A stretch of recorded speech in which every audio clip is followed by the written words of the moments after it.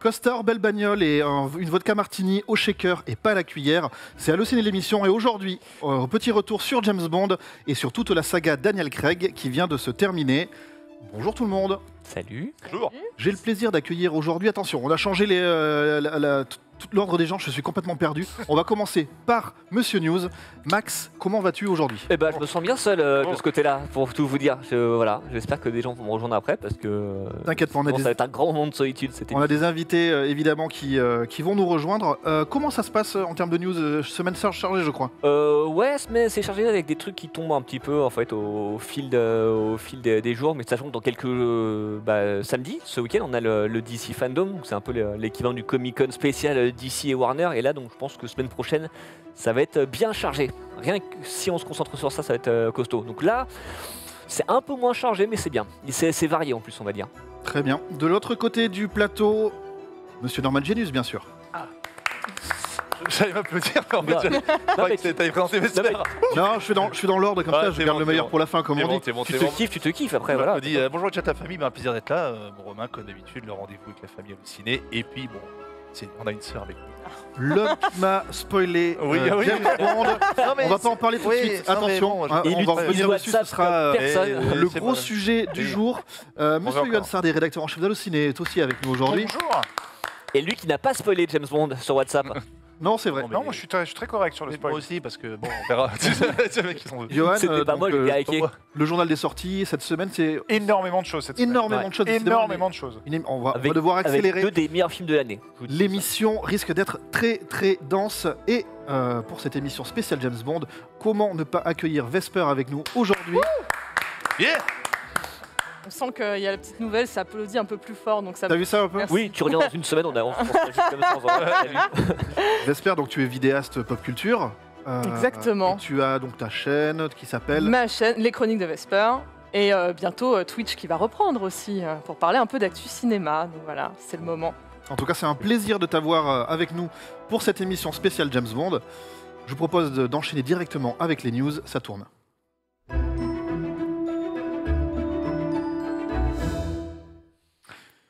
Et Max, la première des news, c'est une bombe, le nouveau Christopher Nolan. Ouais, et bon, plus d'un titre, puisque donc, le prochain film de Christopher Nolan, on savait qu'il avait un film en projet, ça s'appellera Oppenheimer, tout simplement, puisque c'est un biopic consacré à J. Robert Oppenheimer, qu'on connaît plus généralement sous le nom de père de la bombe atomique pendant la Seconde Guerre mondiale. Donc c'est un biopic qui va se dérouler, donc, comme je l'ai dit, pendant la Seconde Guerre mondiale, ce qui fait qu'en fait, ça va nous ramener à peu près à la même époque que Dunkerque. Parce qu'en général, Christopher Nolan, ses films se passent plutôt dans le présent. Il y a eu un peu de futur avec Interstellar. Et il y a eu un peu de films dans le passé. Le Prestige, qui était à la fin qui était au 19e siècle.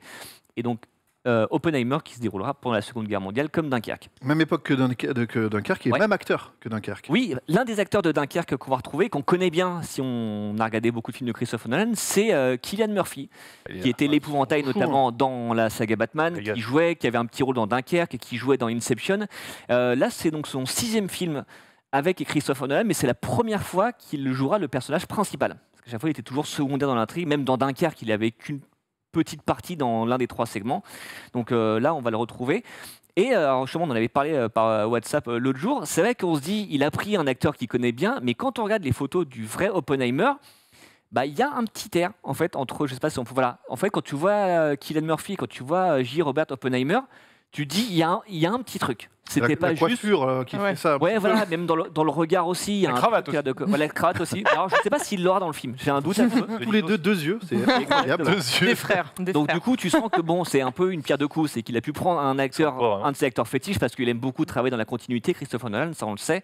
Et en même temps, il avait un acteur qui qui déjà de base, il y a un petit air avec le vrai personnage qui va incarner dans le film. Après, on ne sait pas plus sur le synopsis. Un comédien qui est, on ne présente plus Cillian Murphy, mais qui peut amener toutes les. Enfin, j'imagine que Oppenheimer, je ne connais pas très bien sa vie, mais c'est quelqu'un qui a peut-être dû assez mal vivre le fait d'avoir inventé un Il truc l'a aussi très très découvert. mal vécu apparemment. Donc en fait, je pense que Cillian Murphy va pouvoir amener toutes ces fêlures-là. Il y a de quoi, il n'y a pas inventé l'époque, ça. Le mec, Et ça- On peut arrêter ici cette Alors, ce émission. sera une suite de Nolan avec Tom Hardy qui Sur va les jouer au box. coq, peut dire que ça va être cool. l'inventeur. Est-ce qu'on connaît le reste du casting, Max? Alors le reste du casting, non, on sait pas si ce sera un gros film choral ou si ce sera un truc beaucoup plus carré, parce que c'est quand même un biopic. Par contre, on connaît une partie de l'équipe technique, Ok. et là encore, on est dans la continuité des films précédents de Christopher Nolan, puisqu'on va retrouver son chef opérateur qui s'appelle Hoyte von Hoytema, avec qui il travaille depuis Interstellar. Donc grosse continuité. Il retrouve également la monteuse qui s'appelle Jennifer Lame qui avait monté Tenet. Donc j'espère pour elle que ce sera moins compliqué à monter. Et l'endroit? Et ouais, normalement, ça devrait bien se passer cette fois-ci. Et le compositeur Ludwig Göransson, qu'on connaît un peu plus parce qu'il avait été oscarisé pour Black Panther, il a fait la musique de Mandalorian récemment aussi, et il avait fait la bande originale de Tenet, il rend pile avec Christopher Nolan, qui donc, pour l'instant, ne retravaille pas avec Hans Zimmer. Est-ce que c'est parce que Hans Zimmer se dégage du temps pour la suite de Dune, ou est-ce que c'est, comme je disais tout à l'heure, c'est une envie de continuité de la part de Christopher Nolan qui un peu veut lancer un nouveau cycle dans sa carrière? Ou il va un meilleur compositeur. C'est possible aussi parce que c'est vrai que... Non, mais c'est vrai que Ouais. Göransson, il y a Il peut changer.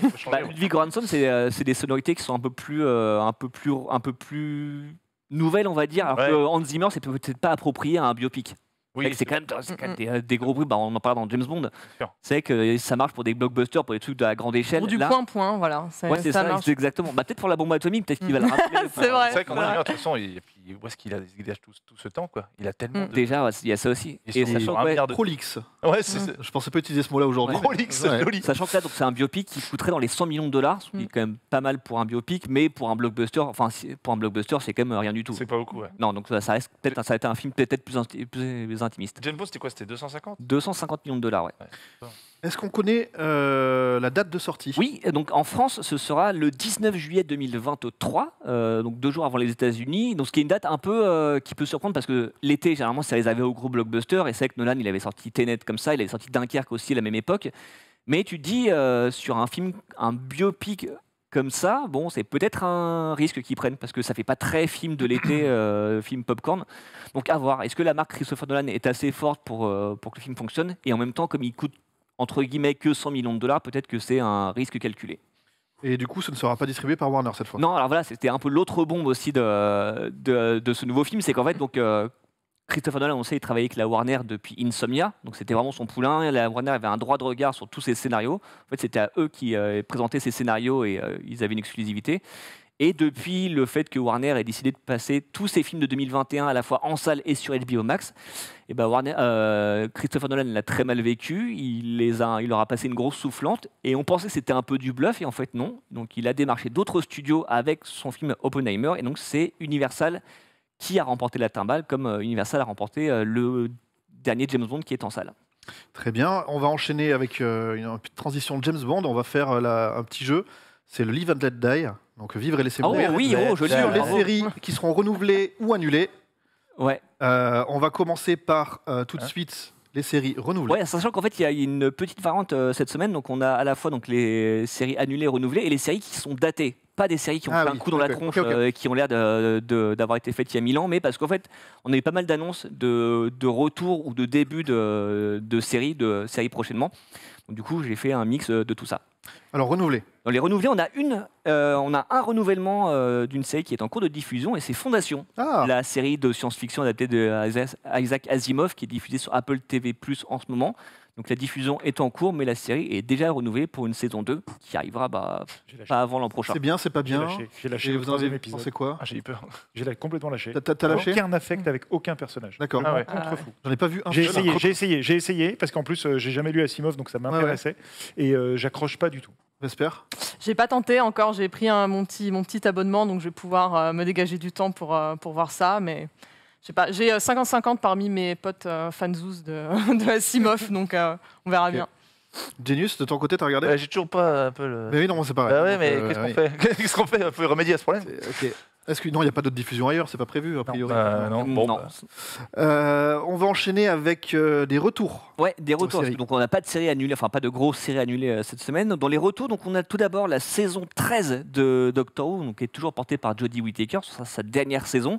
Eh bien, la saison 13 débute le 31 octobre en Angleterre avec un épisode qui s'appellera Flux. Et après, on espère que comme la saison précédente, ce sera diffusé quelques jours plus tard en France. Très bien. Donc pas en UK plus 24, mais pas loin. Ensuite, on a la saison, on reste dans la SF, on a la saison 4 de Star Trek Discovery qui débute le 18 novembre aux États-Unis. Et là, ce sera en US plus 24 sur Netflix, donc un épisode par semaine tous les vendredis. On a ensuite sur Amazon Prime la saison 3 de Anna, qui sera aussi la dernière saison de la série, qui, elle, débute le 24 novembre sur Prime Video.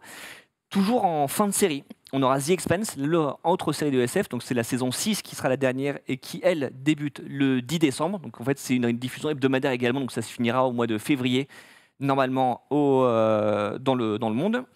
Et enfin, on a donc un début de fin de série, c'est The Walking Dead. La deuxième partie de la saison 11 débutera le 20 février 2022 aux États-Unis. Donc là, pareil, sur OCS en US plus 24, mais ce ne sera pas la dernière partie de la saison, parce qu'il y aura une troisième partie de 8 épisodes pendant l'été 2022, histoire de boucler tout ce qui reste à boucler pour les gens que ça intéresse encore, c'est-à-dire pas mes aïeux. Il y a beaucoup de nouvelles saisons, mais dernières quand même. Dans tout ce que tu Ouais, balances bah, aujourd'hui. au moins, ce que je trouve plutôt bien, c'est que pendant quelques années, on avait des saisons qui partaient, qui te laissaient sur un cliffhanger.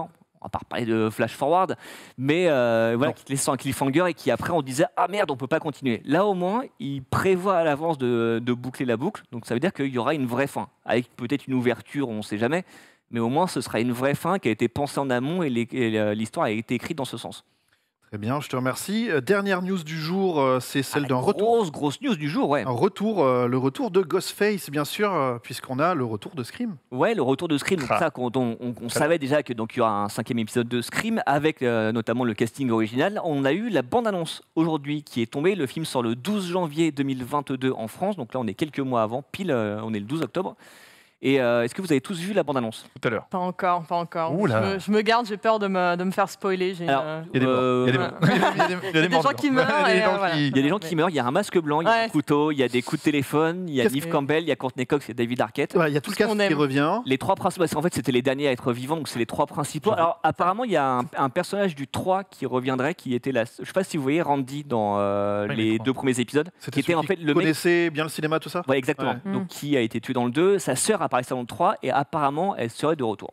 D'accord. Voilà, mais après c'était un rôle secondaire, donc on ne sait pas à quel niveau elle va revenir.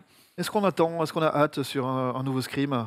Alors, c'est marrant parce qu'on en parlait tout à l'heure. On a des gens à la rédac qui sont un peu plus jeunes que moi, pour qui c'est un vrai film fondateur. Moi, pas du tout. C'est-à-dire que Scream, je l'ai vu en 96 quand il est sorti. On me l'avait teasé. J'avais une amie qui revenait des États-Unis qui m'avait dit tu pourras plus jamais répondre au téléphone de ta vie.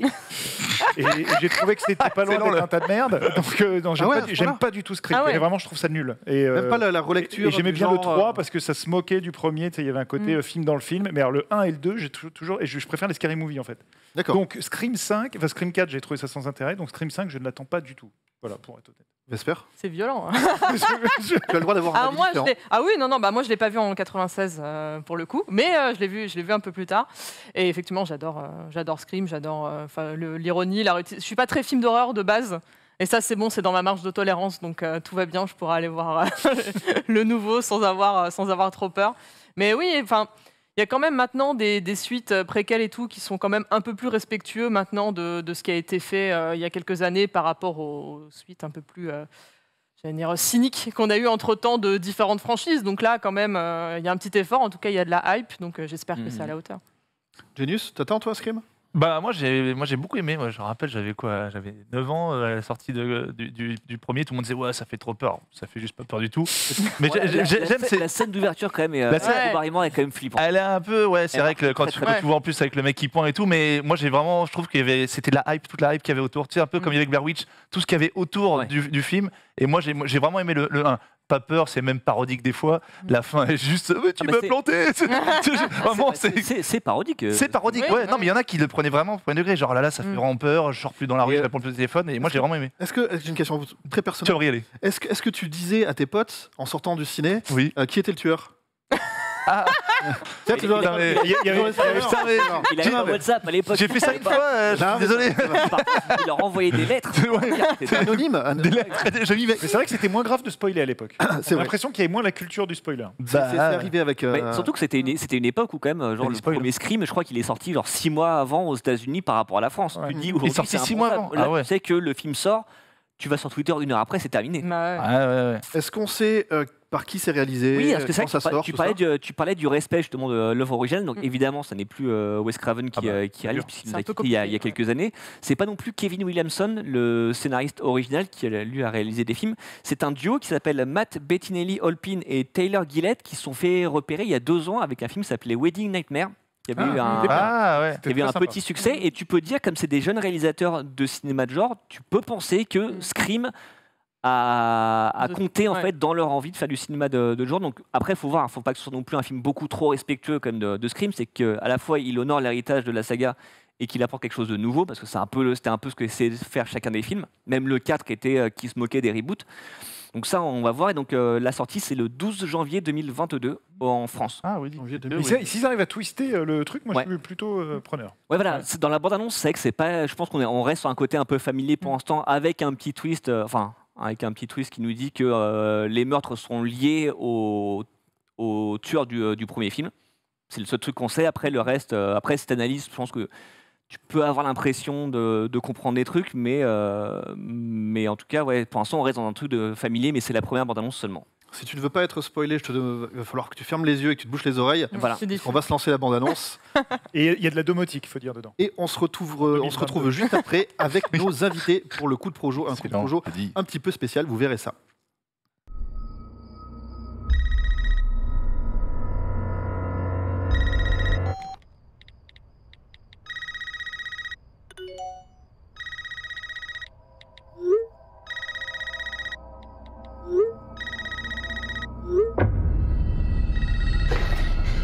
This isn't funny, Amber.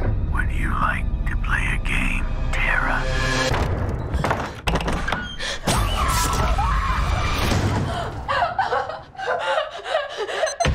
Doors unlocked. All doors locked. Doors unlocked.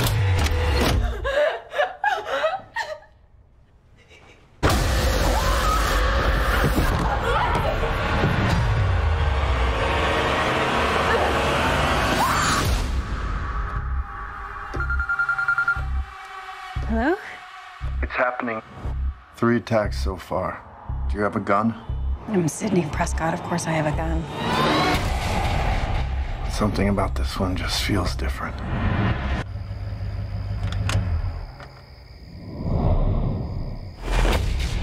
Samantha?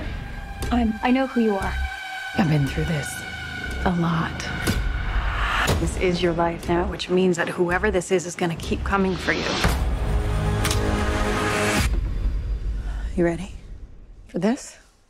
Never. Wait. There's certain rules to surviving. The attacks were all on people related to the original killers. Whatever his link is to our past, it's pulled us all back here. And I won't sleep until he's in the ground.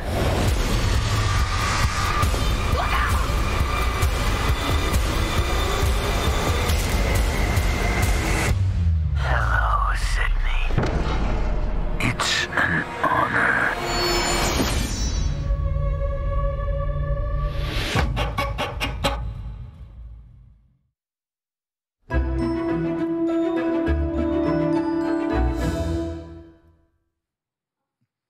Un coup de projo, donc comme je vous disais, un petit peu particulier, puisque nous sommes en partenariat avec la BPI pour les BPI French Touch, et qui est un système de financement qui est créé par la BPI pour mettre en valeur les industries culturelles et créatives au travers de diverses entreprises françaises. Oui. Et ça concerne différents secteurs comme la mode, le jeu vidéo, la musique, les arts visuels, l'édition et l'audiovisuel. Et c'est pour ça qu'on accueille aujourd'hui Fabien Baratti, tu es CEO de Emissive.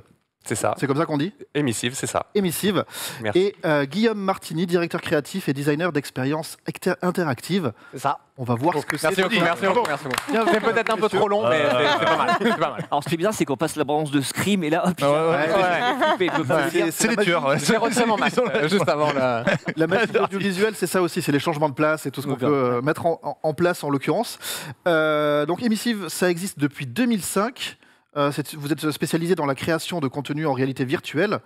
C'est quoi votre cœur de métier, votre activité, vos clients, ce genre de choses? C'est ça, ça fait 16 ans qu'on existe et donc on crée de ces expériences interactives, immersives, qui utilisent les technologies immersives. Donc ça, c'est principalement la réalité virtuelle, mais ça peut être la réalité augmentée, réalité mixte, ce genre de choses, pour des usages assez variés. Ça peut aller de l'événementiel jusqu'à la formation, en passant par la prévisualisation et la médiation culturelle, c'est quelque chose qu'on fait beaucoup. Et, par exemple, nous, on travaille avec des grandes entreprises et des institutions culturelles. Comme exemple récent, on a fait la première expérience en réalité virtuelle du Louvre à l'occasion de l'exposition Léonard de Vinci. Ok. Et alors, tu disais réalité virtuelle, réalité augmentée et réalité mixte. C'est quoi une réalité mixte, peut-être, pour ceux qui découvrent? La réalité mixte, c'est principalement donc, avec des casques de réalité mixte où on voit son environnement réel et auquel on va superposer des éléments virtuels. Donc c'est une sorte de réalité augmentée mais plus immersive. Voilà. Ok. Alors tu es CEO, tu es, si je me souviens bien, directeur créatif et designer d'expérience. Est-ce que vous pouvez décrire un petit peu vos métiers respectifs, peut-être toi dans un premier temps? Donc moi, en tant que directeur général cofondateur, j'ai fait un peu tous les métiers chez Emissive. Donc, au départ, avec mon associé, on faisait les graphismes de nos expériences, on programmait, on réfléchissait au concept, au scénario. Et puis petit à petit, maintenant, je fais plus que du tableur et des emails. C'est souvent les patrons. Mais c'est très bien. Voilà, ça change. Moi, en 16 ans, j'ai énormément forcément évolué dans mon activité. Très bien. Et de ton côté? Alors moi, de mon côté, tout mon travail, ça va consister à concevoir les expériences, donc les concepts de base, avoir les idées, trouver des thématiques, écrire les scénarios. Et après, c'est un peu comme un travail de réalisateur en quelque sorte. On a donc toute une équipe de production. Et finalement, c'est suivre le projet de la conception, toute la réalisation, tous les réglages. Et à la fin, même lors de l'exploitation, tout ce qui va être test utilisateur, se rendre compte de ce qui marche pas, et ensuite adapter. Donc on peut comparer ça un peu au métier de réal si on est au niveau du cinéma, mais c'est assez large parce qu'il y a plein de domaines différents, surtout au niveau de l'interactivité, qui se rapproche plus du game designer, designer de jeux vidéo en l'occurrence. Vous utilisez quel genre d'outils pour réaliser vos productions? Alors pour la production, on utilise vraiment comme un studio de jeu. Donc on a les mêmes technologies que le jeu vidéo, des moteurs 3D temps réel, que ce soit Unity, Unreal, ce genre de choses. Des outils de modélisation 3D classiques, 3ds Max, Maya, voilà, il y a plein de softs possibles. Et ensuite, c'est une équipe avec vraiment des savoir-faire qui sont très liés aux jeux vidéo. Donc des animateurs, des artistes 3D, sound designers, compositeurs, des game designers, des concepteurs comme moi. Voilà, c'est un panel assez large avec vraiment tous les métiers qui sont réunis dans Emissive. Okay. Comment ça s'élabore et comment ça se teste? Parce que par définition, chaque expérience est personnelle et personnalisée. Et donc comment on crée toutes les possibilités, sachant qu'il y a peut-être des possibilités que certains d'entre nous ne trouveront jamais et qui ne seront jamais explorées. Donc comment on élabore ça et comment on teste ça pour voir que tout marche bien? Alors c'est assez compliqué. En fait, déjà nous on mange beaucoup de tests, donc on teste beaucoup de nos expériences pour trouver tous les trucs qui pourraient être bizarres ou qui ne correspondent pas à la vision qu'on avait de l'expérience. Le but c'est qu'on veut faire vivre quelque chose aux gens. Et il faut qu'à la fin de cette expérience-là, ils aient ressenti ça. Et donc, on fait des tests utilisateurs avec des panels larges de différentes catégories, un peu parfois nocibles selon si on a des expériences qui sont ciblées. Et ensuite, on va faire des questionnaires directifs ou semi-directifs et on va essayer de recueillir les impressions. Mais après, c'est vraiment un travail de ressenti et de comprendre un petit peu les moments. Il y a des choses où on ne s'attendait pas du tout à ce que ça plaise énormément peut-être aux gens.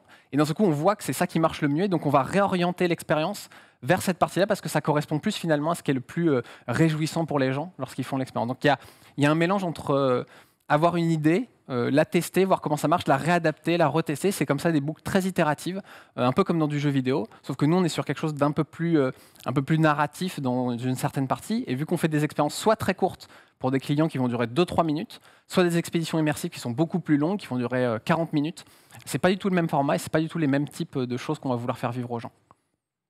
Moi, j'avais une question, c'est les gens vous avez des clients qui viennent vous voir ou vous démarchez. Là, vous avez travaillé, donc, comme vous disiez, avec le Louvre. Je vois quand on a préparé l'émission, vous avez aussi travaillé avec Adidas, avec Lacoste ou Bulgari. C'est quand même des grands noms. C'est des gens que vous êtes allés démarcher ou c'est eux qui viennent vers vous? Et comment ça se passe un petit peu de ce côté business? C'est principalement des gens qui viennent vers nous parce que finalement, on est peu à faire ce genre d'expérience. Et puis nous, on a vraiment une ancienneté. On est dans les tout premiers. Voilà. Même au monde, c'est rare en 16 ans d'avoir utilisé ces technologies pour pour répondre à ces besoins spécifiques. Et donc, on a des belles références et on fait très peu de démarchage commercial finalement. On fait quelques salons, on fait des émissions, mais voilà, on ne va pas démarcher des clients spécifiques. Très bien. Je vois par exemple sur le showreel qu'il y a sur votre site, vous avez fait la Grande Pyramide ou le plateau de Gizeh. Ça, c'est un truc. Vous avez fait quoi? On peut visiter entièrement tout le plateau de Gizeh à travers votre solution? Là, c'est orienté vers la pyramide de Khéops, plus spécifiquement. On a fait pas mal de projets sur cette pyramide. Et là, on développe une expérience dans un format spécifique qui s'appelle les expéditions immersives, où on propose au grand public d'explorer, c'est pas juste découvrir, c'est vraiment explorer le patrimoine culturel, donc dans ce cas-là, la pyramide de Khéops, comme si on y était. Donc en se déplaçant, mais aussi en voyageant dans le temps, on va rencontrer des personnages, etc. Donc c'est vraiment une vraie aventure en fait, qu'on va vivre. Est-ce que ça peut être l'avenir du tourisme à l'heure où on parle de décarbonisation, d'arrêter de prendre l'avion et des choses comme ça, et de se dire peut-être que le tourisme, il sera virtuel? C'est une nouvelle composante du tourisme. Je ne dirais pas que ça peut complètement remplacer le tourisme, mais c'est vraiment quelque chose de supplémentaire. C'est un nouveau moyen de découvrir une culture, de découvrir un patrimoine. Et en plus, nous, dans notre format d'expédition immersive, il y a une partie des revenus qui reviennent au site culturel initial. Donc, c'est censé être win-win. Mais moi, je suis d'accord, c'est vrai qu'on parle souvent dans le jeu vidéo, la réalité virtuelle, etc. Mais c'est vrai que ça peut être utilisé pour le loisir, pour les découvertes, les visites. Moi, j'avais testé aussi notamment, je sais que ça se pratique, ça se réfléchit beaucoup pour l'e-sport, par exemple, pour les stades, pour ceux qui veulent assister à des vrais tournois. Des compétitions. En temps réel, même pour le foot plus tard, ceux qui ne veulent pas se déplacer dans les stades, du coup, être vraiment dans les stades à la place des joueurs, sur la pelouse et tout. Moi, j'avais testé, je ne sais pas si c'est vous, j'ai testé à Roland-Garros le tennis. Où je jouais avec quelqu'un à distance qui était vraiment à plusieurs kilomètres et on était sur le terrain, sur le court, et on jouait au tennis à distance et c'était juste incroyable. Ça tombe bien, c'était nous. Je mets le doigt dedans comme il faut. En gros, c'était très bien. Je me suis amusé. C'était super. Le cinéma en réalité, parce que nous on est obligé de revenir un petit peu avec les métiers du cinéma, mais quel parallèle justement on peut faire, vous, votre expérience et votre savoir-faire, comment est-ce qu'on peut la faire se réunir avec l'audiovisuel, le cinéma, et au-delà de la visite ou de l'expérience? En fait, nous, dans les expéditions immersives, on n'essaye pas de faire simplement une visite du monument, et puis on se balade, et puis on a quelques anecdotes. On essaye vraiment de l'inscrire dans un scénario, dans un storytelling global. Donc on rencontre des personnages, il y a même un guide qui va nous suivre, et ce guide-là, il a une histoire finalement. Et donc ça peut être un guide classique, ou ça peut être un personnage issu des traditions égyptiennes qui va nous emmener faire découvrir sa culture, et on va créer comme ça toute une histoire autour du monument, qui a un côté beaucoup plus cinématographique, parce que du coup, on va vouloir emmener les gens un peu plus loin que simplement la visite. Et ils vont voyager dans le temps, ils vont voyager dans une histoire, donc ils vont être encore plus engagés finalement dans l'histoire. Et pour moi, la grande différence avec le cinéma aussi, qui peut venir se compléter, mais que c'est un média vraiment totalement différent. Donc on peut y injecter du savoir-faire du cinéma avec tout ce qui va être la scénarisation, le storytelling, mais tout ce qui va être l'image. Finalement, le cinéma, on choisit son cadre. Oui. Et on choisit l'histoire qu'on va raconter à travers notre cadre. Ici, c'est le visiteur qui crée son cadre. Donc on va trouver les conditions qui permettent de créer une histoire, de créer un cadre dans lequel il va pouvoir venir découvrir l'histoire.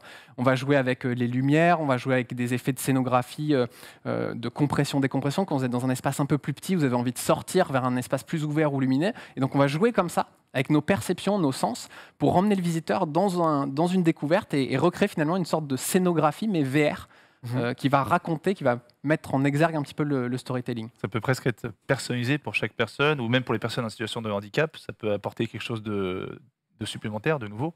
Oui. Alors, l'avantage, c'est que nous, on pense vraiment ça à toutes les personnes handicapées pour qu'elles puissent découvrir aussi l'expérience. Donc, l'expérience, pour les expéditions immersives, en tout cas, elle est praticable en fauteuil, ce genre de choses. On peut même avoir son accompagnant qui est avec nous.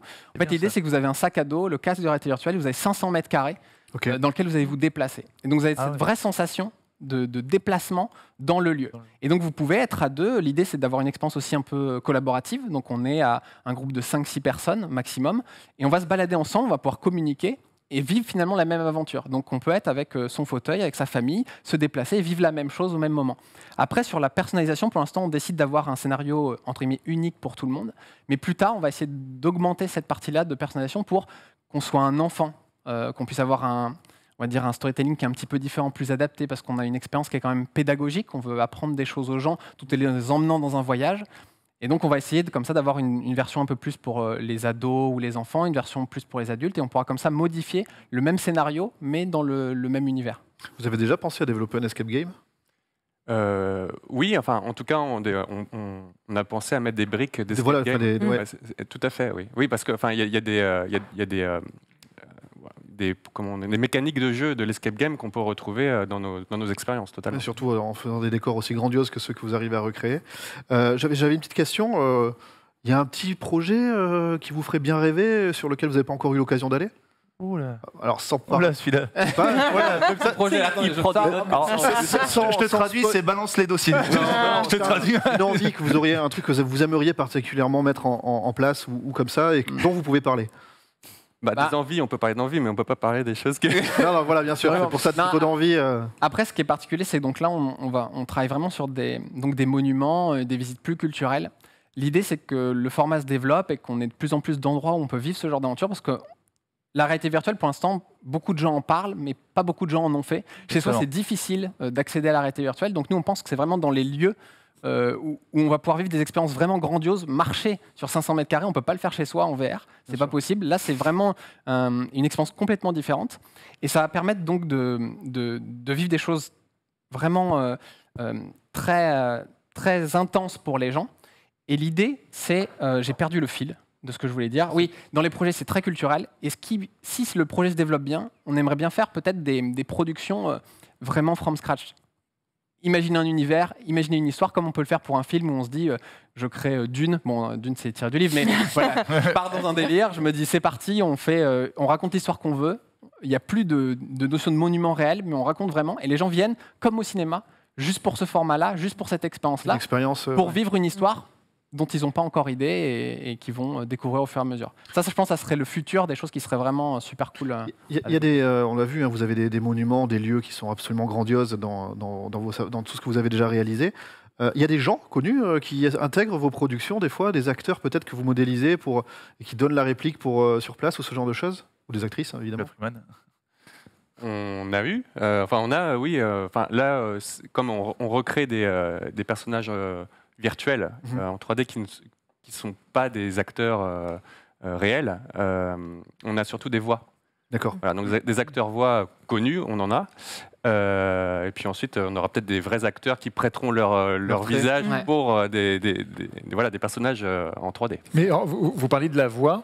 Moi, une fois, j'avais fait une expérience comme ça, et c'est vrai qu'on a tendance à ramener cette expérience à l'approche visuelle et immersive, mais alors que le son joue beaucoup. Quelle est votre approche justement du son? Ouais, le son, je vais exagérer, mais il faut se dire que ça fait quasiment 40 à 50% de l'immersion, le son. C'est vraiment ultra important. Donc nous, on a tout un travail de sound design pour tous les univers, donc pour qu'il y ait des ambiances sonores, des choses qui paraissent réalistes, pour créer finalement un monde vivant, se rendre compte un petit peu, oui, je suis sur un échafaudage, j'entends craquer le bois, ce genre de choses. Et aussi, on travaille avec des compositeurs en fonction des projets pour créer des musiques. Et là, on est vraiment sur la même approche que pour un film. On va vouloir créer finalement des musiques qui mettent en exergue l'émotion de l'instant de la scène. Et donc, on va vraiment travailler à peu près de la même manière. Et là, sur nos expériences, elles ont un certain timing. Il y a des parties un petit peu potentiellement interactives, donc des embranchements qu'on peut faire. Mais finalement, le compositeur va ensuite travailler sur l'image et adapter le son. Et on va travailler sur même des bandes son dynamiques avec des choses qui se déclenchent ou pas en fonction des événements. Et donc, voilà, c'est quelque chose de super important pour nous. Ça fait vraiment partie de l'immersion. Donc, c'est vraiment image-son, tout est en symbiose. Et c'est spatialisé. Donc, et ça nous permet aussi de guider d'ailleurs les utilisateurs, puisque notre guide, s'il nous parle, il est par là-bas, on va le regarder et on va être attiré. Donc le son nous permet aussi d'agir sur les utilisateurs, le public. J'ai une question double qui vient du chat. La première, c'est est-ce que vous recrutez? Si oui, de quelle formation? C'est très vaste. Hein. Alors, on recrute, oui, en ce moment. Vous êtes basé en région parisienne? Oui, on est à Paris. Okay. On est dans le 9e. Là, on a recruté pas mal de monde ces derniers mois parce qu'on a fait une levée de fonds l'année dernière, spécifiquement pour développer les expéditions immersives. Donc, on a recruté pas mal de postes très différents. Donc, des postes de production, mais aussi des postes de management. En ce moment, je sais qu'il y a un poste du UX. UX, UI, ouais. Donc vraiment de designer d'expérience qui est ouvert. Il y a le poste aussi d'animateur qui qui est ouvert. Enfin, ça peut s'ouvrir aussi en fonction des projets qui arrivent. Donc ça peut être très bien des postes de développeurs pour la programmation, des artistes, des graphistes ou des animateurs. Ça peut être de la gestion de projet. Donc voilà, c'est pluriel. Ouais, un petit peu comme les sociétés de jeux vidéo aujourd'hui. Exactement, comme les jeux vidéo. Aussi pluriel que ça. Donc ça peut être, voilà, si vous avez des formations de ce type-là.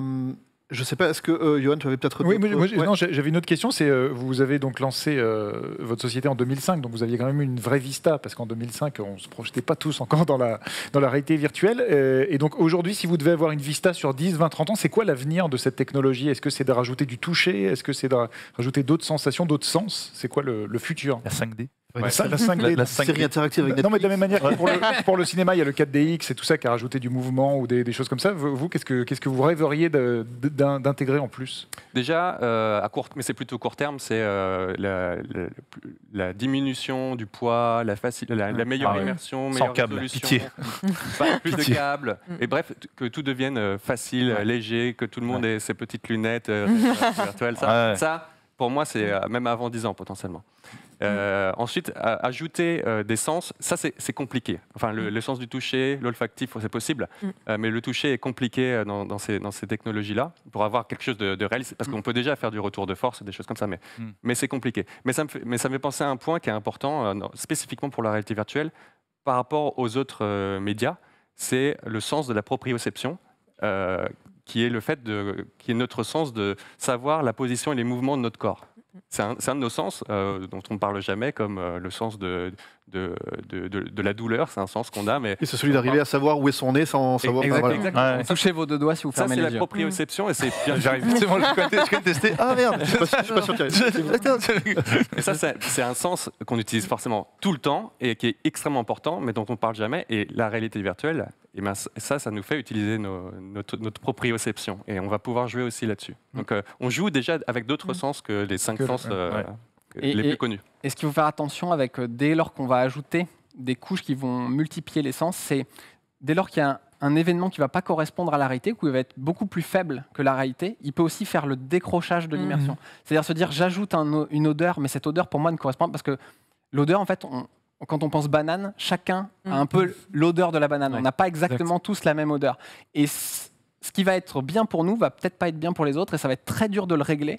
Et à ce moment-là, les gens vont un peu quitter, ils vont se dire en fait ça sent pas très bon, ou ça correspond pas vraiment à ce que je me faisais. Et du coup, on sort finalement de l'immersion.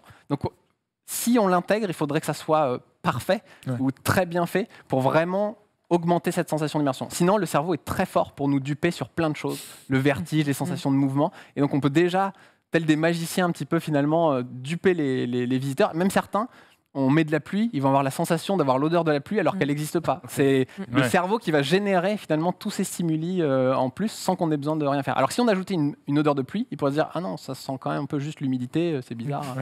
Ça parle de motion sickness dans le chat. Évidemment, vu qu'on est sur un espace où on se déplace vraiment, c'est quasiment nul. Oui, nous on fait 45 minutes d'expérience sur motion sickness parce que ce qu'on voit correspond parfaitement avec les gestes qu'on fait. Il n'y a pas d'accélération qu'on voit et qui ne correspondent pas. Voilà. Donc pas de motion sickness, bien sûr, c'est ultra important. J'imagine, oui. Mais après, on utilise quand même des déplacements virtuels, mais mesurés. En fait, dans le motion sickness, il y a plein de mouvements différents qui peuvent engendrer plus ou moins d'effets. Typiquement, on utilise des effets un peu de plateforme, comme des ascenseurs. C'est une sensation qu'on a un peu l'habitude d'avoir en prenant un ascenseur. Donc, en le mettant très lentement, on a la sensation de vraiment décoller, mais sans se sentir trop mal. Par contre, si on vous fait avancer, reculer, alors le strafe en latéral, c'est impossible. Là, vous vomissez instantanément. Ça, on évite. Mais voilà, avec des petits réglages, en testant au fur et à mesure, on peut quand même créer des déplacements virtuels un peu fantastiques, parce que c'est un peu l'objectif de la VR.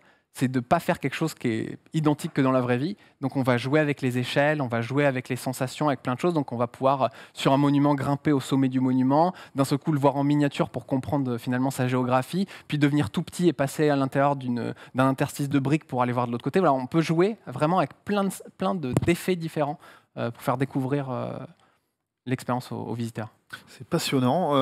Juste une dernière question avant de vous libérer. En ce moment, est-ce que vous pouvez dire sur quoi vous travaillez ou... Comme il réessaye. Non, mais t'es sûr, non. Tout à l'heure, je disais sur ce que vous aimeriez. Là, tu vas Franco. Non, mais il y a des choses qui sont peut-être déjà révélées. On travaille sur 2 gros projets. Un qui porte donc sur l'Égypte, Ok. qui va nous faire voyager 4500 ans en arrière. Et l'autre, dont j'ai pas le droit de parler, mais qui va nous faire voyager au Moyen-Âge. Qui va faire voyager aussi. C'est beau. En France. Et on peut rester attentif, c'est pour bientôt. Ouais, c'est Donc pour ça arrivera bientôt dans les prochains mois.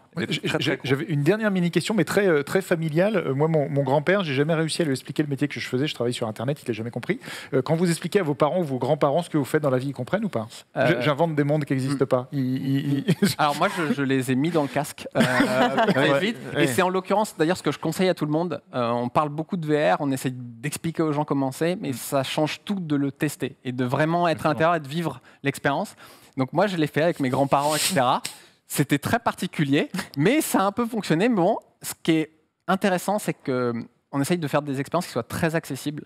Et c'est aussi ça l'objectif des expéditions immersives, c'est de pouvoir venir en famille avec les grands-parents, que les grands-parents qui ne sont pas familiers de la technologie puissent être attirés par l'aspect culturel, l'aspect visite du monument, mais que les petits-enfants se disent « Attends, ça a l'air super cool en VR », et de réunir comme ça aussi les familles qui viennent découvrir et d'avoir plein d'aspects que chacun va pouvoir aimer et trouver une partie un peu didactique pour le côté plus pour les parents, une côté un peu plus sensationnel pour les enfants. Voilà. On essaye de mélanger tout ça pour avoir une expérience la plus complète possible. C'est la force du VR, c'est que ça touche tout. Il n'y a pas la barrière du matériel, comme dans les jeux vidéo. Tout le monde peut utiliser. C'est la force. Et un VR, ça va? Oui, et un 2. Le VR à moitié plein. On t'a vu qu'il y a de la bonne vanne. Ah oui, non, mais je t'ai suivi. c'est bon. Fabien et Guillaume de Emissive, merci à tous les deux d'avoir fait le déplacement pour nous parler de votre activité. On parle James Bond après là. Je rappelle que on a parlé de Emissive. Avec vous, c'est dans le cadre des BPI French Touch. Nous, on va enchaîner tout de suite avec un débrief du dernier James Bond. Oh. Et pour ça, on va se passer un petit jingle, une petite bande-annonce. Et merci beaucoup, messieurs. Merci beaucoup. Merci.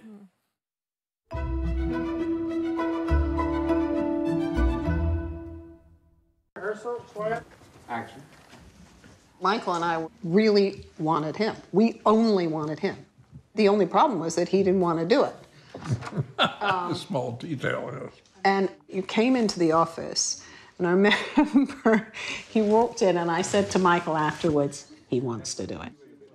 It was the funniest thing. It was something about the way was wearing French cuffs, and they weren't done up. And just that thing somehow. I don't know why it was. I said, he wants to do it. And Michael's going, you think so? I said, yes, he does. And we were just determined to have him. Action.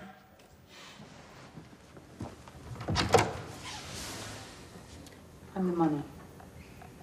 Every penny of it. The Treasury has agreed to stake you in the game. Vespa. I do hope you gave your parents help with that. It was like there wasn't anyone else. That kept freaking the studio out because we kept saying there is no one else. We don't want anyone else. And they kept trying to get us to meet people.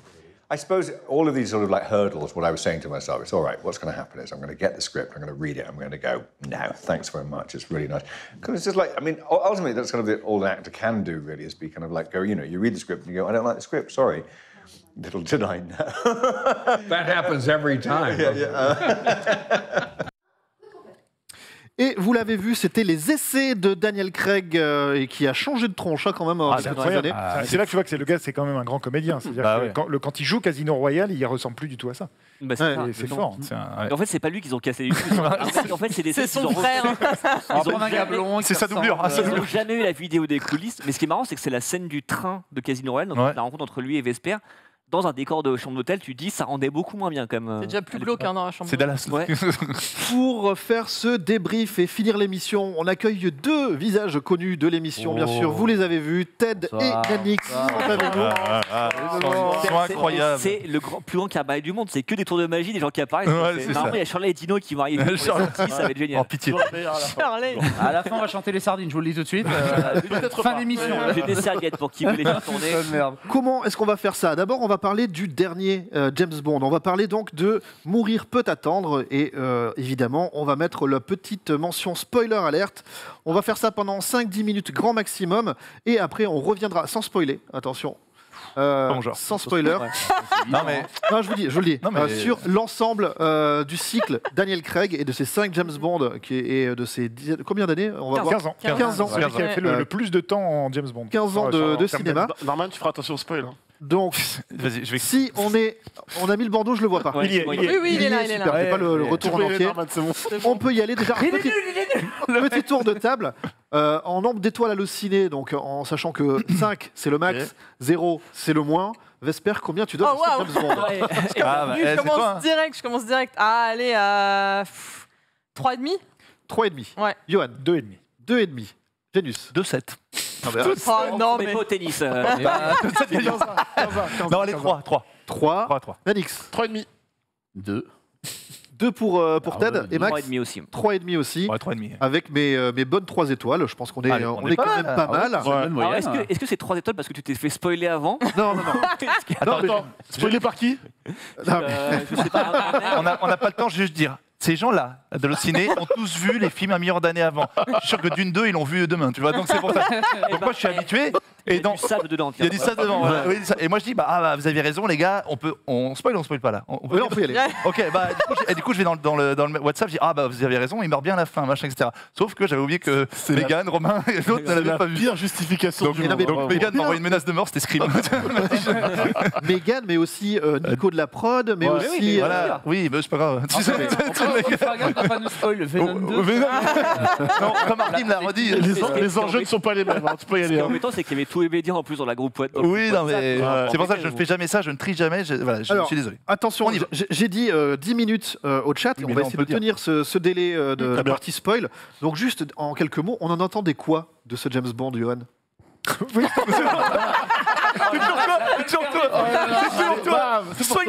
On en attendait déjà beaucoup parce que repoussé à cause du Covid. Donc en fait, c'était un peu comme Tenet juste avant. Est-ce que Tenet va sauver le cinéma? Il y avait James Bond, on le verra quand. Et donc en fait, voilà. Et il y avait Fast 9 aussi, mais James Bond en plus c'est une saveur particulière. On savait que c'était le dernier du cycle de Daniel Craig, donc ça terminait un truc. Donc en fait, évidemment, et peut-être qu'il y avait eu trop d'attentes et pas à cause du film tel qu'il est, mais à cause de la situation sanitaire qui fait que en fait, ça a presque gonflé les attentes autour du film. Le niveau de hype était quand même stratosphérique. Ça a été un gros symbole en plus, James Bond, sur ça, parce que c'était le premier gros film qui, l'an dernier, au moment où vraiment la pandémie commençait à atteindre la France et à causer les dégâts qu'on connaît, c'est le premier gros film qui a bougé de 6 mois. Et là, on a commencé à se dire... Oui. Ah oui, c'était c'est sérieux.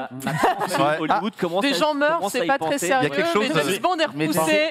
On est passé de c'est une grippette à James Bond est décalé de 6 mois. Même lui se déplace. Il faut se souvenir aussi que c'était en mode tous les films arrivent directement du coup sur plateforme de streaming. Si jamais James Bond il va, si jamais il y a un rachat, il arrive sur une plateforme quelconque, puisque la MGM, on rappelle, a perdu énormément d'argent pendant cette période de Covid. Si James Bond, en gros, y va, tout le monde va y aller, quoi. Bah oui, et c'était en mode le dernier résistant, quoi, le dernier Gaulois, le dernier irréductible qui devait tenir pour ne pas finir sur une plateforme de streaming. Qu'est-ce qu'on en pense au final? On a tous donné nos notes autour de la table. Pourquoi est-ce que vous êtes déçus par rapport au degré de hype qu'il pouvait y avoir, Ted? Parce que... moi, c'est pas vraiment la fin que j'attendais, quoi, de Daniel Craig. Je m'attendais à quelque chose de plus grandiloquent, avec une histoire bien plus poussée, etc. Tourner les serviettes aussi, tu vois. Exactement. Normal. Non, mais alors déjà, ce qu'il faut se dire, c'est que c'est l'une des rares fois où finalement, on a tout un arc narratif entier et complet. Dans des James Bond, d'habitude, c'est une histoire qui commence au début, qui se termine à la fin. Basta. Là, ça n'a pas vu les 5.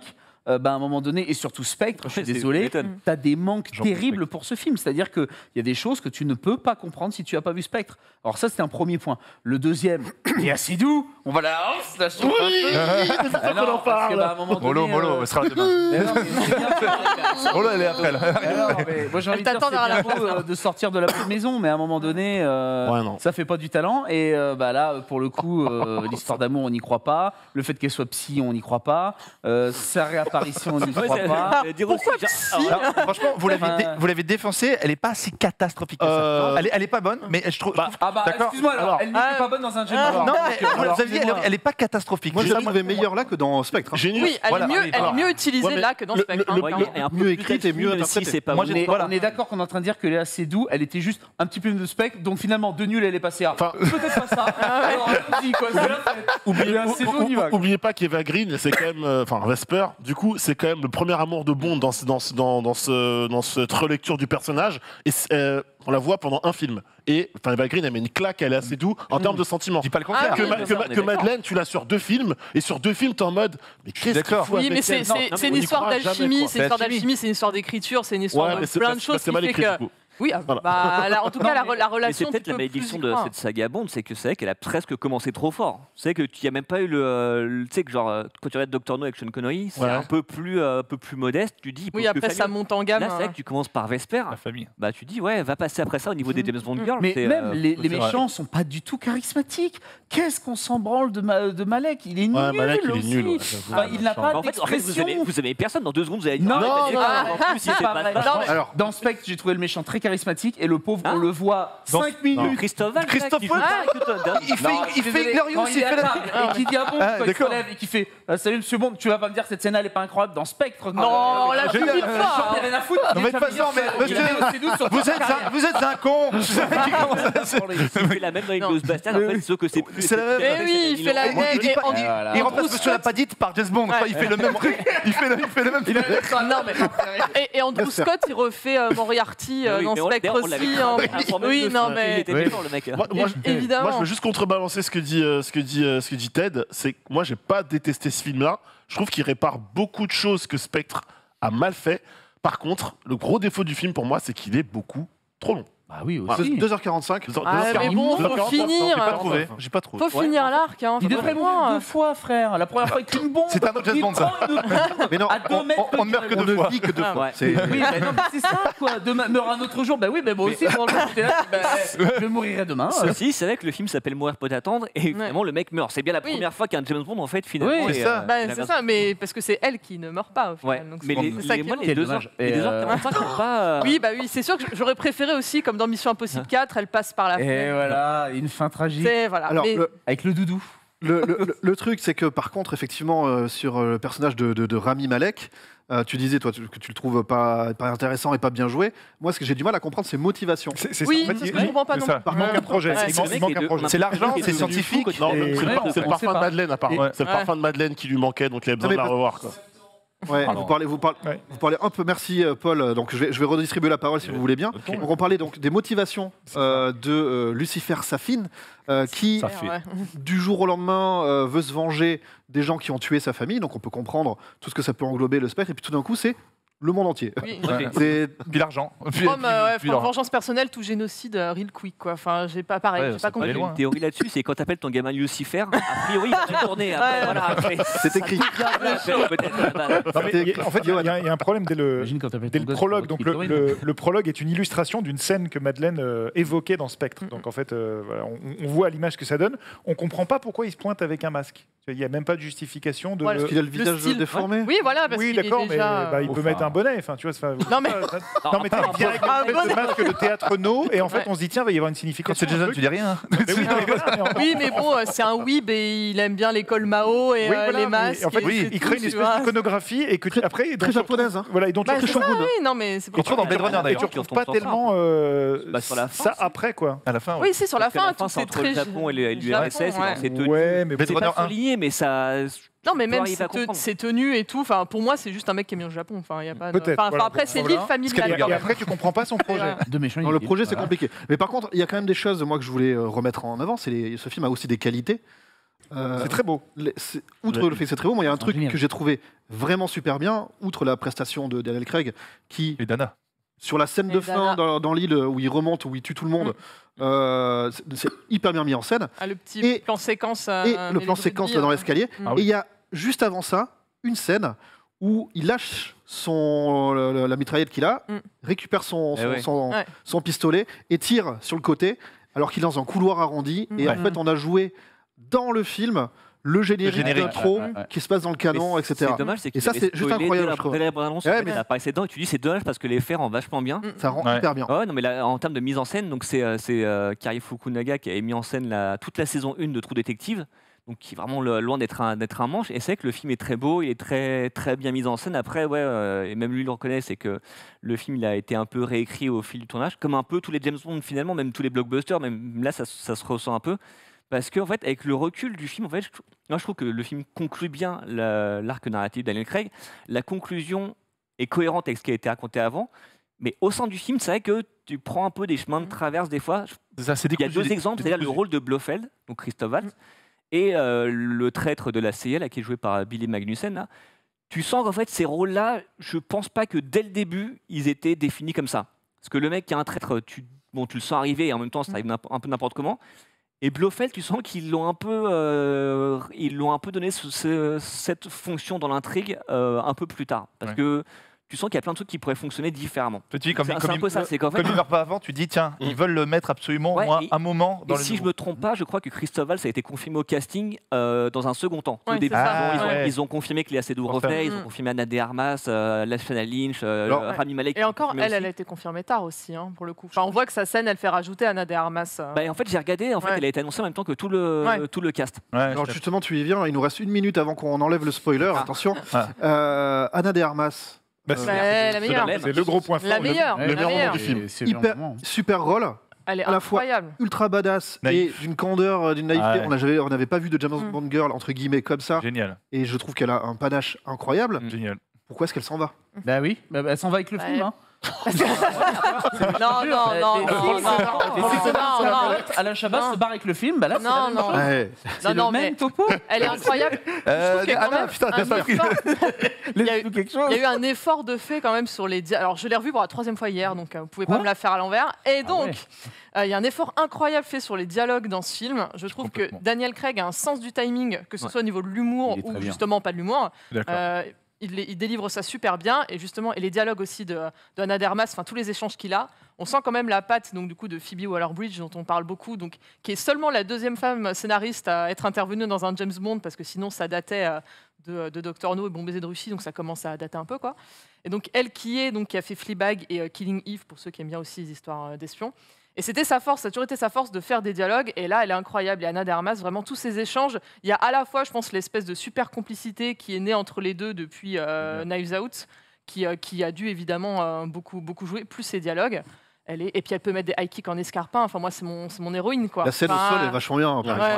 Quand elle on sait que c'est Daniel Craig qui a été beaucoup impliqué dans le choix des James Bond Girls et comme tu dis, ils ont joué ensemble à couteau tiré. Il y avait une vraie alchimie. Je pense qu'il est clairement intervenu là-dessus. Et ce qui est cool, c'est qu'en général, les James Bond Girls, tu as toujours le même archétype. C'est soit elle est gentille mais elle va mourir, soit c'est la femme fatale donc elle va devenir méchante, soit c'est celle qui va finir avec James Bond à la fin. Et en fait, celle-ci, c'est aucune des trois. Et c'est vachement bien. Et après, je sais pas si elle avait fait tout le film. Si en fait on aurait eu la même impression après, parce que là c'est vrai qu'elle arrive comme une bouffée d'oxygène dans un film qui est quand même assez sombre et très émouvant, et c'est peut-être pour ça aussi que ça marche bien, c'est qu'en fait c'est un personnage secondaire, tu vois. Je me dis c'est peut-être pour ça aussi que l'effet fonctionne bien, et je sais pas si ça aurait été aussi réussi si elle avait eu 1h30 de film. Il faut faire un spin-off sur elle. Mais à la limite, pour rebondir rapidement sur les seconds rôles, Lashana Lynch aussi, très bien. Moi je trouve qu'il y a un joli pied de nez qui est fait en mode vous vouliez pas d'un 007 féminin et noir, vous avez le package, on vous met les deux, et j'ai trouvé ça excellent et surtout, très couillu de leur part de le faire. Tout le jeu, et ça marche super bien en plus. Je trouve qu'en plus il y a une sorte de parodie de l'opinion générale bas du front qu'il y a pu y avoir et des polémiques, puisqu'il y a ce jeu sur mais c'est toi 00 ou non c'est moi tu vois, et finalement on s'en fout. C'est ça. Et ça marche bien. Parce que 007 n'est qu'un titre, et encore une fois ce n'est pas James Bond, c'est 007, on peut le donner à n'importe qui, de n'importe quel sexe, de n'importe quelle origine. J'aurais préféré qu'on la voie plus, parce qu'elle aurait mérité d'être encore mieux exploitée. Alors c'est ça le truc, c'est que du coup on veut plus de Ana de Armas et puis on veut plus de Lashana Lynch. Et après on dit que le film le film il fait peut-être moins de Léa Seydoux et moins de longueur, moins de longueur de texte et plus de Ana de Armas. Mais Nomi effectivement est superbe pendant tout le film. J'aime beaucoup justement leur relation, aussi excellente tenue, parce que je sais que je vais être la seule à faire cette réflexion ici, donc elle est très bien habillée. Mais le film est classe. Voilà, donc il y a tout ça est vraiment très bien réfléchi. Mais j'ai l'impression qu'elle est sous-exploitée, elle aurait mérité plus que la petite vanne en disant je suis la nouvelle génération. J'aurais voulu que ce soit poussé un peu plus. Tu parlais du timing des vannes de Daniel Craig, la première vanne quand elle retire la perruque.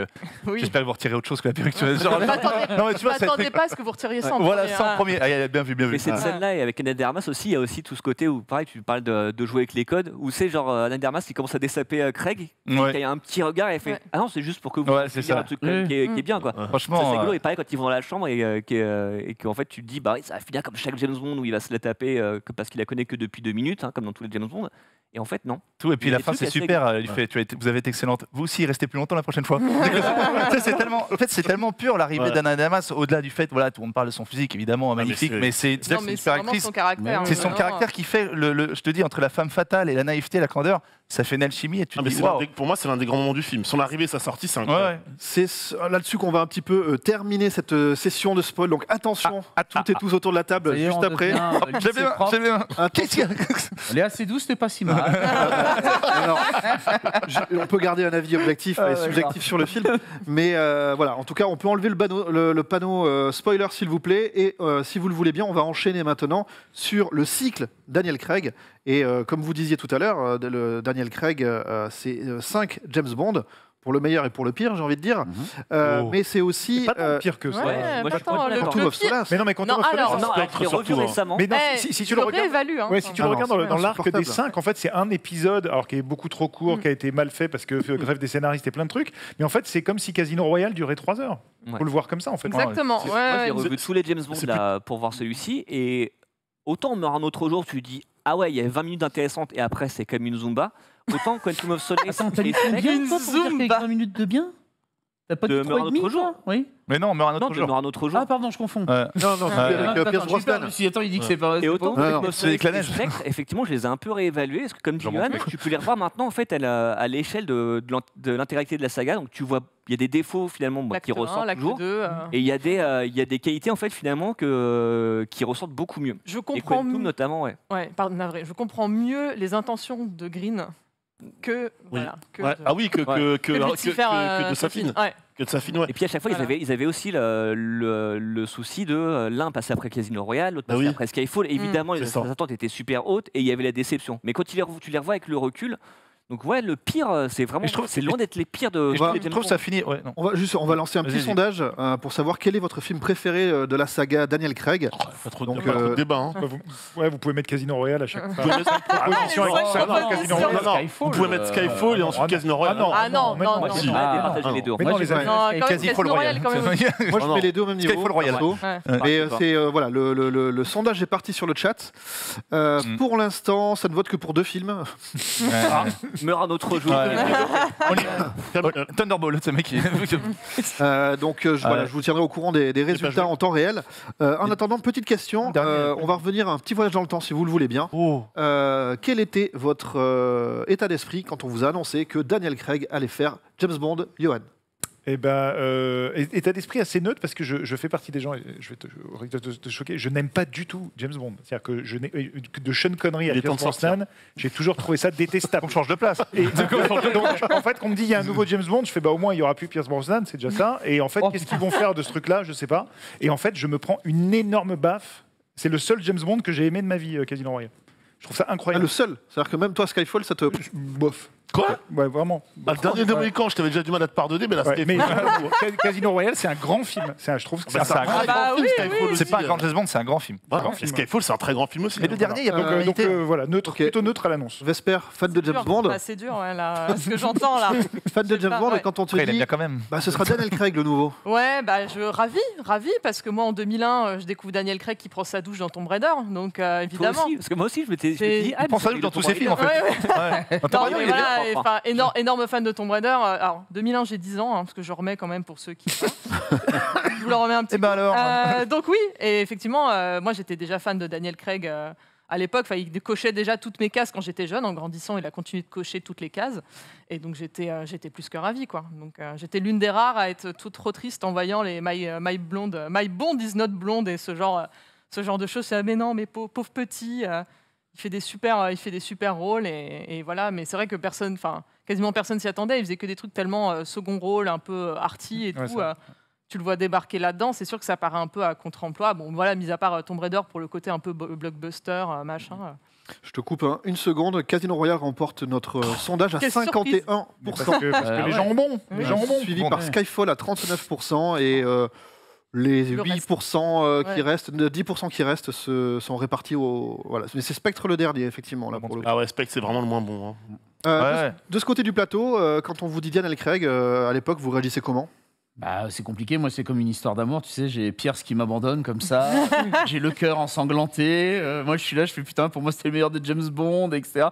Et là, Daniel Craig, nouvelle rencontre, je me dis bon, on sait ce qu'on perd, on sait pas ce qu'on gagne, alors on verra bien. Et ah mais je te jure, c'est l'amour. Et Casino Royale, donc bon, bah il rentre direct dans mon cœur, mais c'est vrai que moi j'ai eu beaucoup de mal parce que Pierce c'était vraiment pour moi le James Bond à l'état pur, mais c'est celui de mon enfance, donc c'est tronqué aussi.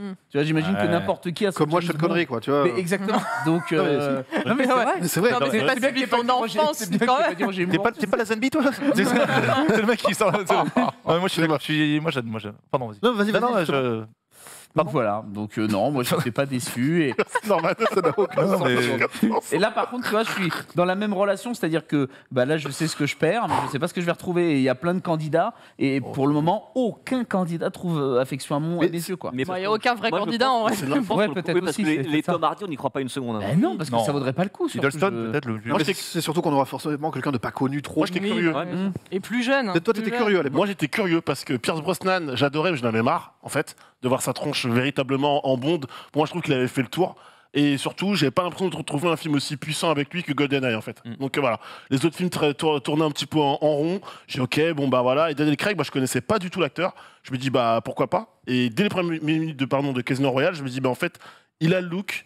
C'est un Bond qui change. Ça, je pense qu'on va y revenir à un moment dans le débrief, mais surtout, c'est pas un Bond un peu propre sur lui. Le mec, il va, il salit, il met les mains dans le cambouis, il fait du parcours quand même au début du film. Je me dis incroyable. Moi, il m'a eu dès le début. Je dis waouh, ce super héros, c'est super Bond quoi. C'est un James Bond qui a mal. C'est la première fois, comme vous disiez tout à l'heure, que le personnage de James Bond n'a pas une aventure sérielle et où on a un scénario qui s'établit sur plusieurs films et effectivement on voit l'évolution de ce James Bond un peu chien fou qui va devenir le James Bond qu'on connaît et toute la réécriture de la mythologie de James Bond avec M, avec Q, les gadgets, etc. Tout ça c'est repris à zéro, c'est-à-dire que Q c'était un vieux monsieur et ça devient un jeune geek par exemple. Et puis Q on le voit pas tout de suite surtout. En plus, Q, il est absent des deux premiers films, surtout, faut le voir. Il a des gadgets qui lui sont envoyés par colis post, par M, voilà. Amazon. Et puis sa relation avec M est super intéressante. Parce que dans les autres James Bond, c'était. C'est Skyfall, monsieur, je n'aime pas Skyfall. Non, parce que dès Casino Royale, elle lui dit partez en vacances et elle sait que le mec va faire le truc et en fait, elle est un peu comme une espèce de mère de substitution. Même dans Quantum aussi, ils ont un rapport de. Mais le climax, c'est Skyfall, monsieur. Non, mais là où dans Sean Connery, c'était un vieux monsieur qui lui disait Bond, vous partez aux Bahamas. Il fumait sa tête comme ça.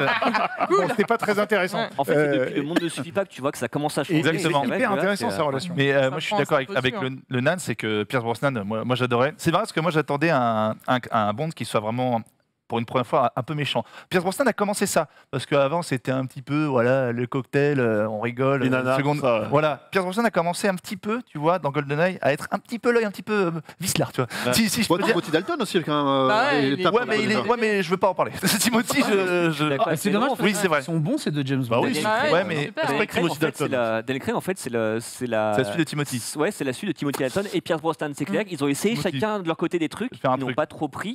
Et en fait, Daniel Craig, justement, ils ont réussi à copier ça, le côté beaucoup plus brut et un peu plus humain. Et en fait, ça marche vachement bien dans les films de Craig. Daniel, franchement, il est top. Moi, je le connaissais, je l'aimais beaucoup dans Tomb Raider aussi. Daniel, il est top, c'est on jose, quoi. Et dans Layer Cake, j'ai putain, cet acteur, il est vraiment. Dans Layer Cake, c'est là où tu te dis ah ouais, ça peut faire. Putain, c'est un super acteur. Ils n'ont pas pris un mec sorti de nulle part. Et franchement, le côté, la coupure, tout le monde a vraiment Casino Royale. Les gens qui ont aimé, il y en a qui ont dit oh là là, mais on dirait un Ruskov, il est trop violent, trop méchant. Moi, c'est ça que j'ai aimé, cette coupure. C'est ça. J'ai aimé cette coupure, cette cassure qu'il y a eu entre les précédents James Bond et les nouveaux, bien que je suis un amoureux de Pierce Brosnan. Enfin, je suis un amoureux de Pierce Brosnan, il n'y a que GoldenEye qui était bien. Quand il réfléchit, Demain ne meurt jamais. Celui-là, ça va encore. Ça va. En fait, c'est de moins en moins bien. Celui avec Robert Carlyle et Sophie Marceau, c'est Le Monde. Oh là là, horrible. Mais tu vois, typiquement, à l'époque de Pierce Brosnan, de GoldenEye, il y a cette scène où il rentre dans un bâtiment, il a avec son pauvre 45 automatique, il y a des Russes de partout, ça tire, et le mec sort indemne, tue tout le monde, prend pas une balle, etc. C'est le côté Bond propre sur lui. Il lui arrivera jamais rien, il n'y aura jamais un pli à sa chemise, etc. Là, vraiment, le mec, il saigne, il a mal, il est blessé, il saigne de partout, il court après les types. Il meurt pas. Non, mais Oui, mais ça participe au Oui, côté, mais- ça participe au côté humain. En fait. En fait, Alix, Vesper me dira, c'est toujours été ça le code de James Bond. Ça a été vraiment le gentleman où rien ne Il se fallait que ça passe. change. Où je veux dire, toujours bien fallait coiffé que ça depuis change un Doctor peu. No. Parce que moi, j'ai grandi. Après, il était sauvage dans les romans de base, tu vois. les romans, évidemment. Quand on reparle de Bien Casino sûr. Royale, justement, la prestation de Craig, tout le monde disait bah, c'est un peu plus fidèle à la vision de Ian Fleming Bien sûr. de l'époque. Mais Mais ça là, n'empêche pas oui, d'être ça classe. part sur Ouais, non, mais bien Malgré sûr. le sang, ça n'empêche pas d'être classe. Daniel, il est incroyable. en Il y a une incroyable. réplique qui est exceptionnelle, je crois que c'est Dans lequel dans Casino Royale, justement, où on lui dit votre. Oui, qu'est-ce que j'en ai à foutre. Qu'est-ce que j'en ai à foutre La cuillère ou le shaker, qu'est-ce que j'en ai à foutre Qui retourne comme ça. Et il y a une autre réplique qui est géniale dans ce film, et c'est pour ça que j'adore ce film, c'est qu'en fait, tout l'arc que tu as sur les 5 films, en fait, il est déjà dans Casino Royale. Donc c'est pour ça que les 4 autres films, j'aime beaucoup Daniel Craig, mais on n'en a pas besoin. Parce qu'en fait, dans Casino Royale, non, mais à un moment, il pose sa démission, il revient, machin. En fait, tout ce qu'il vit dans les autres films, il le vit dans un seul film. Ouais, Et il y a ce moment où il a été trahi par Vesper, et il fait qu'est-ce qu'on en a à faire, The Bitch is Dead. Il dit un truc comme ça, The Bitch is Dead. Ouais. Et c'est hyper fort, parce qu'en fait, tu sais qu'il l'aime à Il ce dit jamais moment-là. ça en plus. Et tout le parcours de Bond sur ce film est vraiment Et hyper puis ça intéressant. Mais parce torture, ça ne que, parce torture. que Vesper incarne les 3 archétypes de James Bond Girl, elle est toute seule aussi. Voilà. C'est pour ça Et qu'elle est une- la meilleure. Et une grande actrice. Ouais, évidemment, Aussi, évidemment. que, Mais Eva Green, si elle nous entend, j'espère qu'elle regarde cette émission. Mais ce qui qu'elle est sache vachement qu'elle bien, fait. c'était la C'était la Ross, c'était la Ross, mais ici. Je vais pas spoiler évidemment, mais c'est quand on nous disait il y a un twist dans le dernier Bond. Je me suis dit, surtout, vous ne ressuscitez pas Eva Green. Parce que Ah s'il y a oui, bien là. une bêtise à faire, parce qu'en Oui, fait, c'est tout ça. l'arc narratif de Daniel Bien Craig, sûr. en fait, Il tient sur le- il tient sur sa mort à elle. C'est-à-dire sûr. qu'en fait, ce que j'aime bien dans Quantum of Solace, C'est ce qui le fait basculer. ouais, Quantum of Solace, ce que j'aime bien, c'est, alors même si bon, le film est surdécoupé, le montage est fait un peu mal au crâne parce qu'il est très année de 2008, mais c'est un film qui est plus court, parce que c'est un film qui est vénère, parce que c'est un film qui reprend juste après Casino Royale, au moment où James Bond, il n'a qu'une seule envie, c'est de se venger, de buter tout le monde. Et il bute beaucoup de gens. Et ça marche bien parce que tu dis, tu es dans la C'est vrai. continuité de Casino Royale. Et en fait, tout l'arc de Daniel Craig est marqué par la mort. C'est-à-dire que il y a les James Bond, notamment ceux de Roger Moore, le mec, il butait des gens, il s'en battait les flancs. Après, avec Timothy Dalton et Pierce Brosnan, ça a commencé un peu à se pencher sur qu'est-ce que c'est que de tuer de sang-froid. Et là, ça marche vraiment bien chez Daniel Craig parce que la mort a un vrai sens dans les films de Daniel Craig et tout repose sur, déjà, de toute façon, ça commence par James Bond qui apprend à tuer des gens. Et en fait, tout part de là. Et en fait, la mort de Vesper, c'est vraiment le pilier de ce qu'est ensuite le monde de Daniel Et ce qui est Craig. intéressant quand il le revoit par rapport à la mort, juste ça, c'est que il y a que Spectre où il y a un happy end. Tous les autres Bond se finissent pas, alors que d'habitude Bond il est toujours sur un espèce de radeau de survie avec une bombasse. Ouais. Et, Ouais. il fait laissez passer l'avion de sauvetage. Et, C'est voilà. Roger Moore, ça Voilà marche notamment bien. pourquoi j'aime pas les Non, mais Voilà. Et en fait, si tu regardes Casino Royale, bah, ça se finit avec lui qui fait Bond, James Bond, et tu sais qu'il va poursuivre sa vengeance. Et les deux autres se terminent de manière super sombre. Et donc en fait, moi c'était aussi un des trucs qui... Skyfall, t'introduis de nouveau M et tout, c'est pas mal. bah, tu finis sur la mort de M. Oui, Ouais, oui, il mais finit sur un- t'es en PLS. d'accord, mais t'es en PLS. Tu n'aimes pas les vieilles personnes. Non, c'est peut-être. Un traumatisme. Je vais pas le dire ici, mais si tu m'obliges, non. Mais blague à part, le truc c'est que la façon dont le nouveau M est introduit est classe.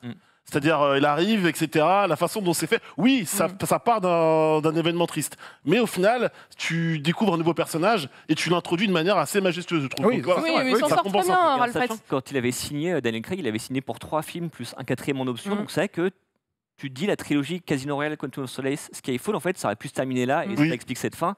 Et après, du coup, il a re-signé pour Spectre et il y avait cette fin qu'il essaie de dire si jamais il revient pas, bah il revient pas. Ouais. Récupérer enfin les droits de Spectre Ouais, entre temps, surtout. C'est un et peu pour comme ça aussi que qu'ils ça, ont ça a pu, été précipité. qu'ils ont pu retomber sur leurs pattes. Quoi. Question sur le chat. Je trouve James Bond pas ouf en général. J'ai pas fini Skyfall que j'ai trouvé fade. Je devrais essayer Casino Royale ou je laisse tomber. Ah bah oui, Ah oui, oui, oui, oui, oui, oui, oui, oui, oui, oui, Il fallait oui. donc commencer par Casino Royale. Ouais. Alors voilà, la réponse c'est ça, c'est que en fait, c'est pas des films indépendants. C'est-à-dire qu'il faut commencer dans l'ordre. C'est Ouais. comme si tu me disais, j'ai commencé La Coupe de Feu. Est-ce que je regarde le premier Ouais. Harry Potter Ouais.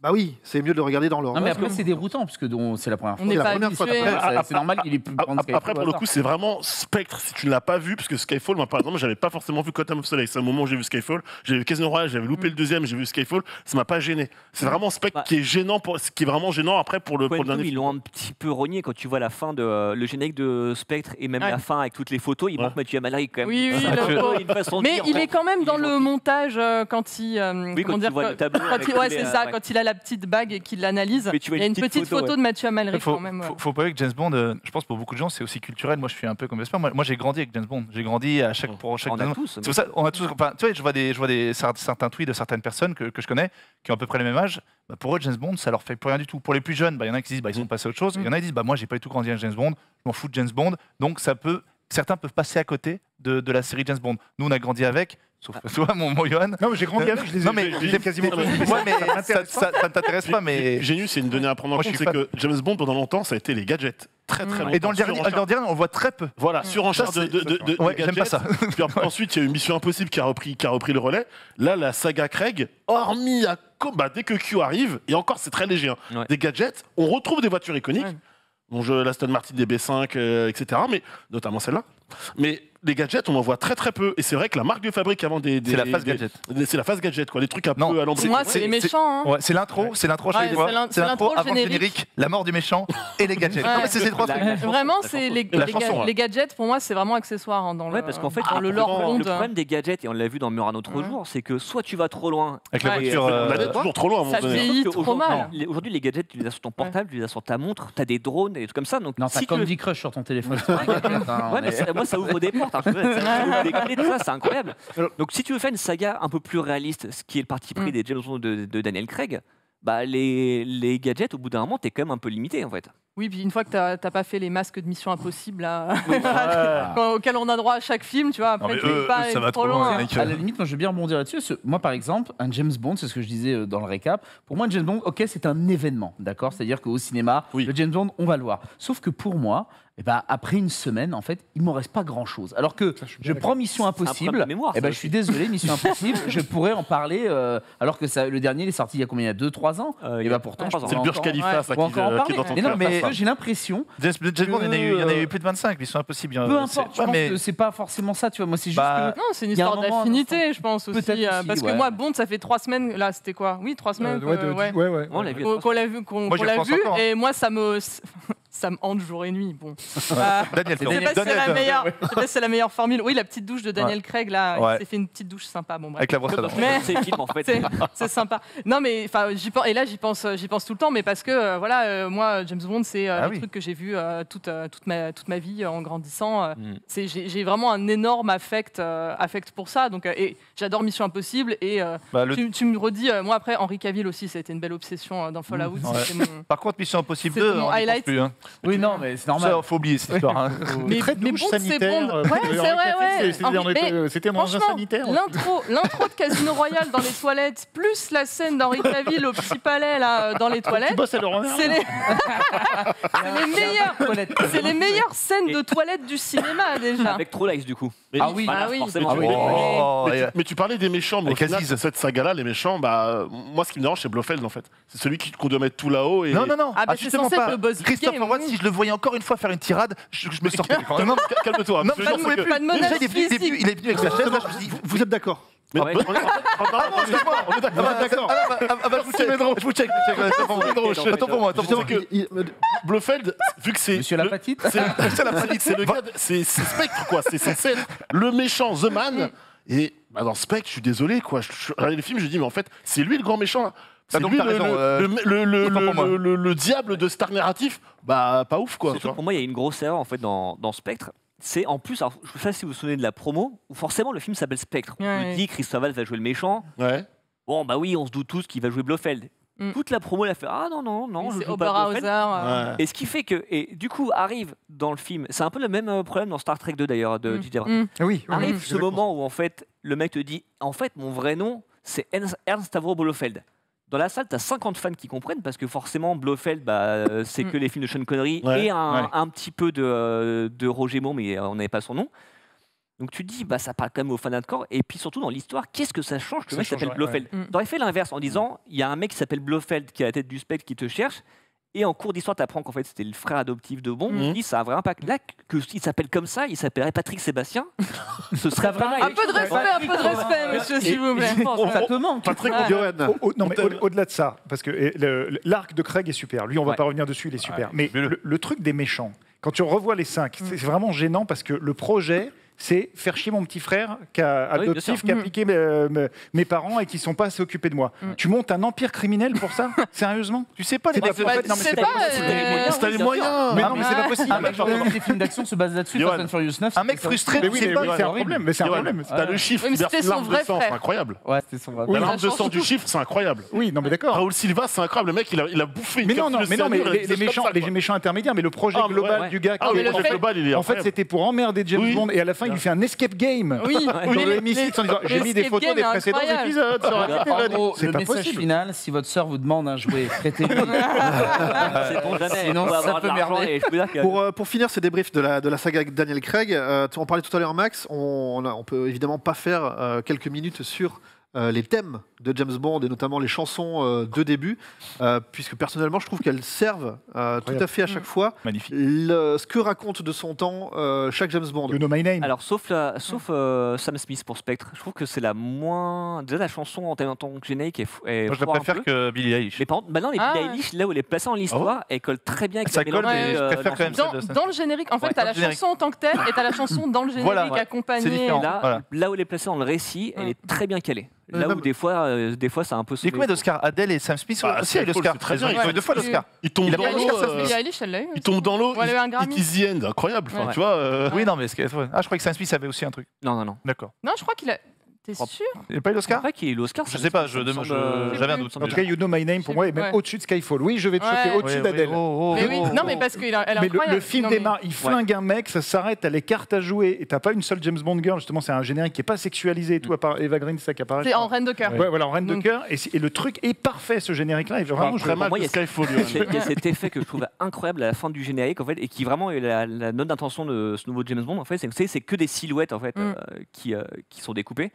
Et donc ça finit, donc la silhouette de Bond approche, elle passe dans la lumière vite fait, tu vois un peu... Attention, ne pas spoiler... générique de Casino Royale. Le générique de Casino Royale. Ouais. Okay.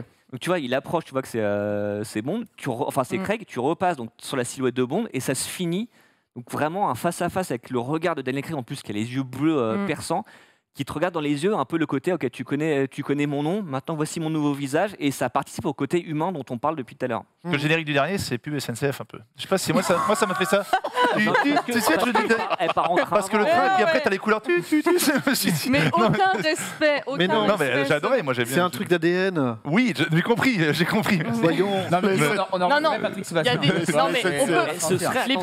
Les petits ronds, c'est l'hommage à Dr. No. Non, mais ça, c'est Casino Royale. C'est Casino Royale, ouais. Mais pour le coup, en plus, dans Skyfall, je me suis amusée à remater le film avec les commentaires de Sam Mendes parce que je suis ce genre de meuf. Et en fait, quand le générique repassait, il disait que Adèle était venue le voir en disant « Ah oui, mais d'habitude, j'écris des chansons pour moi qui sont basées sur ma propre expérience. » Donc, Adèle ne se sentait même pas capable d'écrire ça. Et il lui a dit tout simplement, prends exemple sur ma chanson préférée de tous les James Bond confondus, qui est Nobody Does It Better, qui est donc la chanson, mon accent, la chanson de l'espion qui m'aimait. Et donc, du coup, et elle disait, là, en fait, c'est une chanson d'amour, en fait. C'est une chanson d'amour avant d'être une chanson de James Bond. Donc, là, tu t'inspires de ton truc perso. Mais c'est bien débrouillé.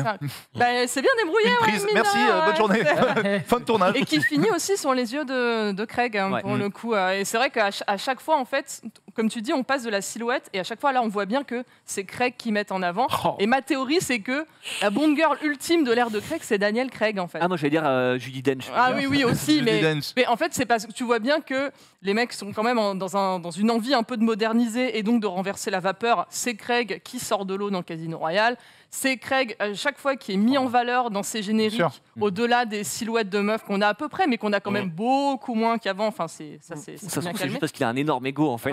On ne sait pas, on a le mec, le contrat. Mais à chaque fois, c'est lui qui est mis en avant. Il y a beaucoup de trucs sur... On sait qu'il a des beaux yeux et c'est mis en avant à chaque fois sur plein de plans. Enfin, symboliquement, ça veut dire... On parle de son regard de tueur, ça colle aussi. Mais c'est peut-être ça, parce que finalement, son pire ennemi dans la saga, c'est un peu lui, parce que partout où il va, en fait, il sème la mort. En fait, c'est vraiment tout ce que raconte sa saga. Est-ce que juste une question, vous avez entendu la version de Radiohead de Spectre ou pas du tout? Qui était temps prévu, mais finalement plus. Elle était cool, hein. Elle était cool. Parce qu'on parle de musique, c'est que là, c'est Hans Zimmer. Bon, pour moi, le plus grand, ce serait John Barry à l'époque. John Barry, enfin, c'est numéro. On va parler de John Barry, tu vois, John Barry, un des plus grands qu'on ait jamais eu. Là, Hans Zimmer, voilà. Dune 2, Dune 1, je suis encore sur le Dune 1. Tu as déjà vu Dune 2 encore Dune 2, je l'ai vu demain. Bien, ouais. Dune 1, pas convaincu. Du sable. Là, Hans Zimmer sur le James Bond, c'est pas convaincu. Sauf le thème de fin. Voilà. Sauf quand il reprend c'est pas lui, quoi. des musiques Ouais. de Vous savez ce Si, que il y en a- Majesté, donc John Oui. Barry finalement. Oui, non, voilà. Mais oui, exactement. Pas la toute fin, je parle la fin. Ah oui, la enfin, fin, que tu à connais. la fin à la Batman. Enfin, la musique à la Batman. Voilà. pas- Mais c'est c'est vrai. vrai que ça fait 2 fois 1, je me suis dit, attention. Attention, Tu restes sur tes acquis. je vais t'envoyer un petit DM, Voilà. attention. Genius sur le bulletin. Voilà. Un peu méfiant. Et t'absent même quand il est là. Tu vois, Zimmer fait effectivement des petits rappels de gimmicks connus des BO des anciens films. en Oui, elle est l'occurrence. magnifique à la fin. Mais John Barry, c'est le patron. Moi, j'ai juste un truc à dire aux prochains qui vont, à la limite, non, pour l'acteur, ils vont faire du mieux possible. Bon chance. Mais ne faites plus de méchants sur des îles, parce qu'en fait, on a exploré le monde. Il n'y a plus d'îles où il n'y a personne. Donc arrêtez avec Il y a les bases Bronson, il va tout secrètes racheter. dans des Bronson, Non, mais surtout qu'en plus, une base secrète, il faut la construire, il faut des grues, à un moment, il faut du matériel. Donc Oui. ça peut pas être secret. Donc arrêtez avec À un ça. moment donné, on se retrouve avec Koh-Lanta du Brognard. Surtout gagnant. Vas-y, il arrête. Mais non, mais t'as raison, Guillaume, puisqu'en plus, à chaque fois, c'est. Ah, mais c'est une île qu'on connaissait pas. Les mecs avaient des GPS, au bout d'un Non, mais- seconde, vous savez où c'est. quoi. C'est excellent parce que il y a une île à chaque fois. C'est ça. C'est fabuleux. Dernière question. Et lui, il a aimé Oui, t'as mis ta moi, note. j'ai dit 3. T'as mis ta note. C'est excellent. Il est mitigé. Il est mitigé. Il est C'est une belle émission, c'est ça. C'est une belle émission. Très belle émission. On se régale. On se régale. Juste une dernière question.